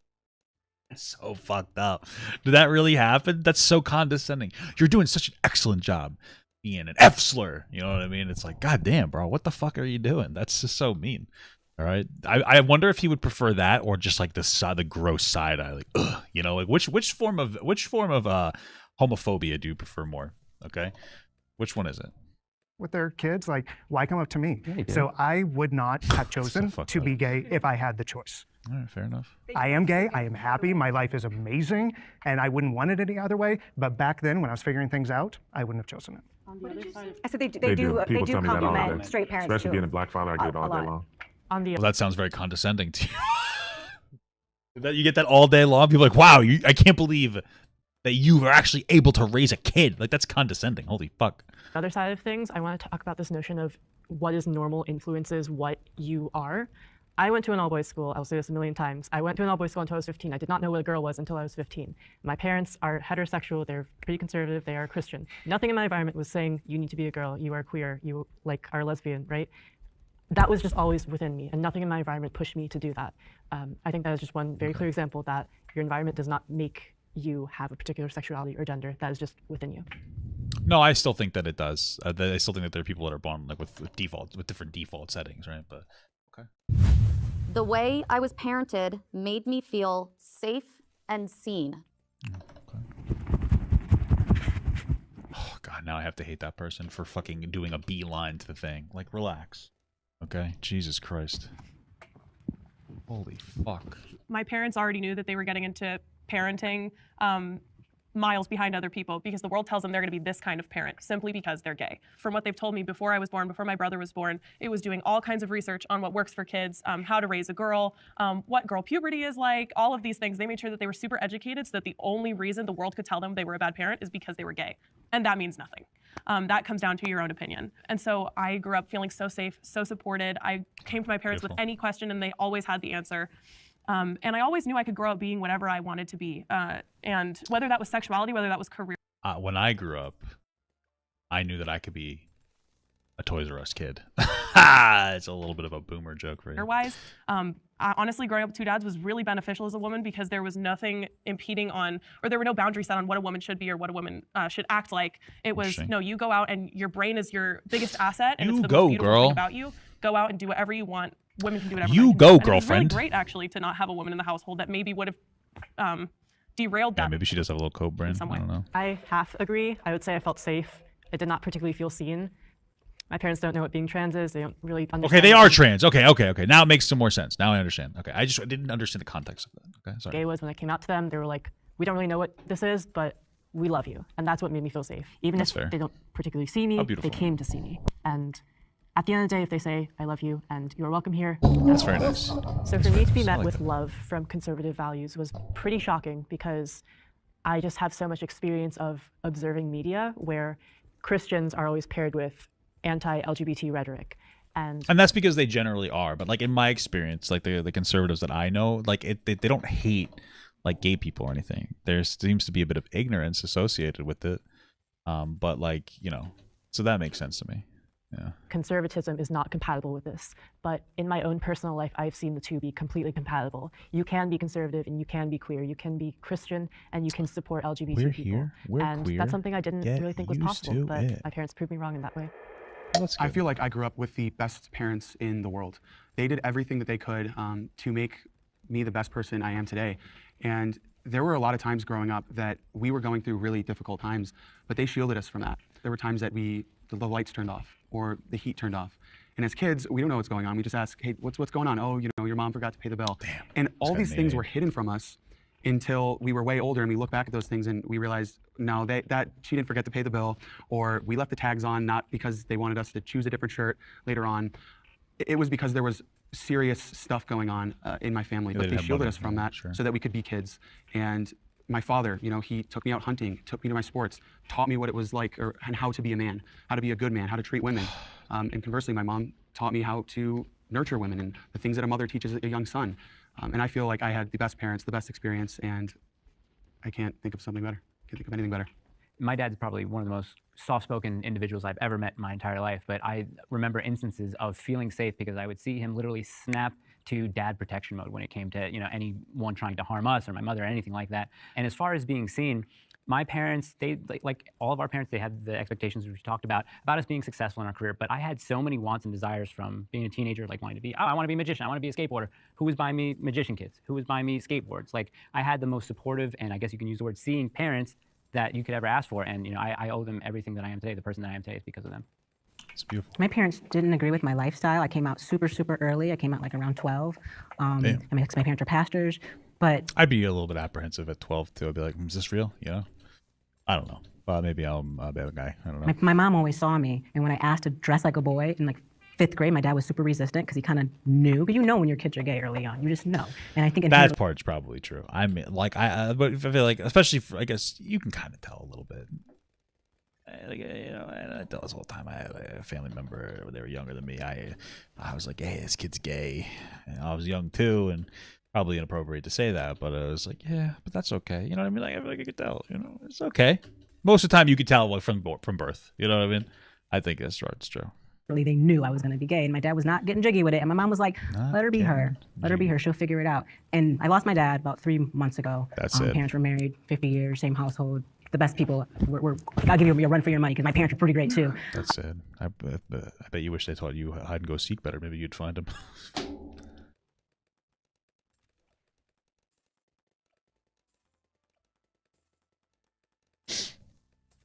Damn. I just can't help myself sometimes, guys. I have a mental disorder. I think I'm neurodivergent. That's not my fault. It's not my fault that I'm saying stuff like this. In this last birthday, my parents sent me a card. And it was the first time they've ever said anything like this to me, which like, we accept you.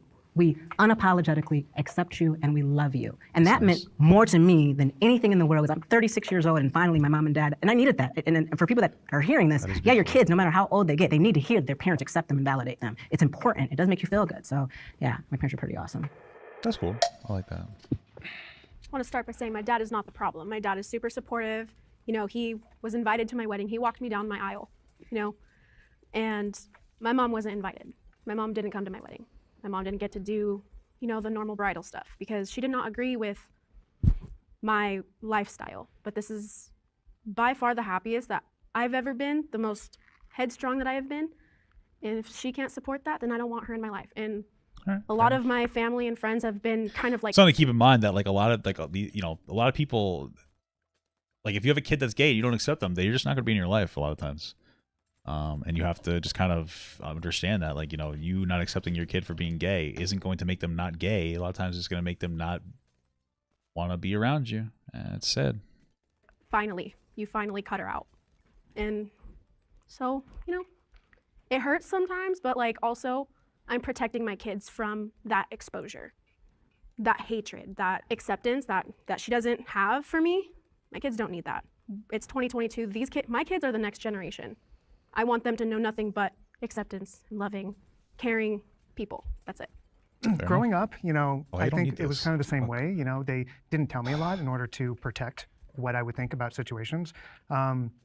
And my dad and I, you know, I've kind of talked about that a little bit, but, you know, we didn't have a good relationship just because, you know, we did not connect on any kind of level. But my mom and I really, really connected, and I felt safe with her up until I came out to her. And that makes sense. It was such it's interesting because there's like a common idea that like boys who are too like, that's like they say that their mothers coddle them too much. It's like they'll grow up to be gay. And I think it's more that like gay boys just gravitate towards their mothers because they're usually a little bit more feminine. So just an interesting thing to bring out there. It seems like that was a bummer moment because we had such a strong relationship, and I felt her just pulled away from me when that happened, and it hurt me. And we didn't talk for a little while, and she said she supported me, but her words were not matching with her actions, and especially the past couple years with what's been going on in the world and politics and all of that, it seems like we're even getting further and further apart. And it breaks my heart and it's sad. And, you know, I want to go back to when I was 10 and rekindle that relationship. And now that I have a family and kids and my family is just so important to me that if she doesn't want to be on board and if she doesn't believe in the beliefs that I have, you know, like I'm not going to go out of my way to try to convince you if you're already set in your ways. And it's sad, but it's something that has to happen. Yeah, Brittany, I see you, girl. Yeah, like I said before, I didn't have a safe relationship with my mom or my dad. So I did seek some good modeling. I saw some good modeling with my friends and their families. And actually, the first time I ever saw somebody say "I love you" was at a friend's house in like 6th or 7th grade. And I saw her mom say "I love you," and I thought, what? They say "I love you," and then she would sit on her mom's lap and they would hold hands, and I thought, oh my God, it's weird, huh? What are they doing? I thought it was so bizarre. Okay, I have the opposite relationship with my daughter. Sounds like gay very cringe. loving, very open, very tender. I don't need this. I need to get my but fucking honestly, thing up here. You know, and the relationship I told you is mended with my parents. But honestly, they're still broken. Everybody's still broken. We're all broken.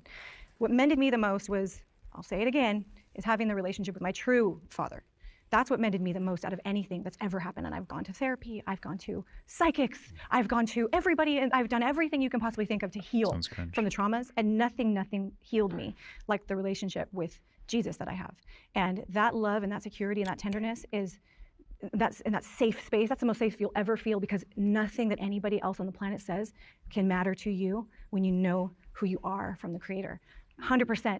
Anybody can throw a stick and a stone at me. None of it matters when you know who you belong to. And so that's what I have conveyed now to my child, that no matter what is on the outside, no matter how much pain each of our families brings to us or our external circumstances bring to us, none of it's going to shake us because we know who we are. It's kind of hard because I don't know what it's like to be a single Black mother, you know, and the struggles that come from it. You know, my dad, I have a good relationship with him. The blessing that I have of not being seen and not feeling loved is that I got to watch. So being alone, you know, the only child, being alone, I got to see certain behaviors, and, you know, I have relatives that do drugs. I'm 33, I've never smoked or drank a day in my life. You know, I've never done, you know, a lot of things, and it's because God put a hedge around me, protection around me to be able to watch. I understood at a very young age what love was because I wasn't getting love. So I knew when I had my children, I knew exactly what to do. I understand that, you know, there's mental health, there's trauma, there's a lot of things that are out there that people, you know, suffer with. How do you not know how to love your child? It's especially as a Black man being a father. Real quick, one time me and my daughter, we were at a restaurant and I was getting her some food, and this Black guy is sitting at the table, and he's like watching me and my daughter, and I'm like, you know, protection mode, like, why are you staring at my daughter and she's wearing this dress? You know, I'm just like freaking out, right? So I pay for the food, turn around, he's behind me. And he's like, I just want to tell you thank you. And I'm like, what's up? He was like, dude, I've been sitting here for 3 hours waiting for my baby mom to bring my daughter here. I haven't seen her in months. And he was like, and then he, like a tear came down. He's like, I finally got to see what I want.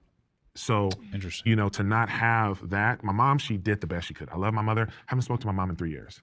My wife hasn't spoken to her family in 6. And it's because of the protection and the love that we have in our home, that it's like, hey, you're not gonna come to my house and talk about my daughter because she has mixed hair and you want me to put a perm in her hair because you don't like how curly it is. No, you can go. I don't care if I never see you again. It's about my family. So the cutting off, I'm 100% with you. But the not being seen and not having that love, the providing was there, but just not having that love, I feel like I took it in as kind of a blessing because now I get to love my kids. Like. Good job, everybody. Okay, cool. I'm losing this game anyway, so we can fucking bang off that. All right, good video. I want Papa God to pee on my face, but just as a friend.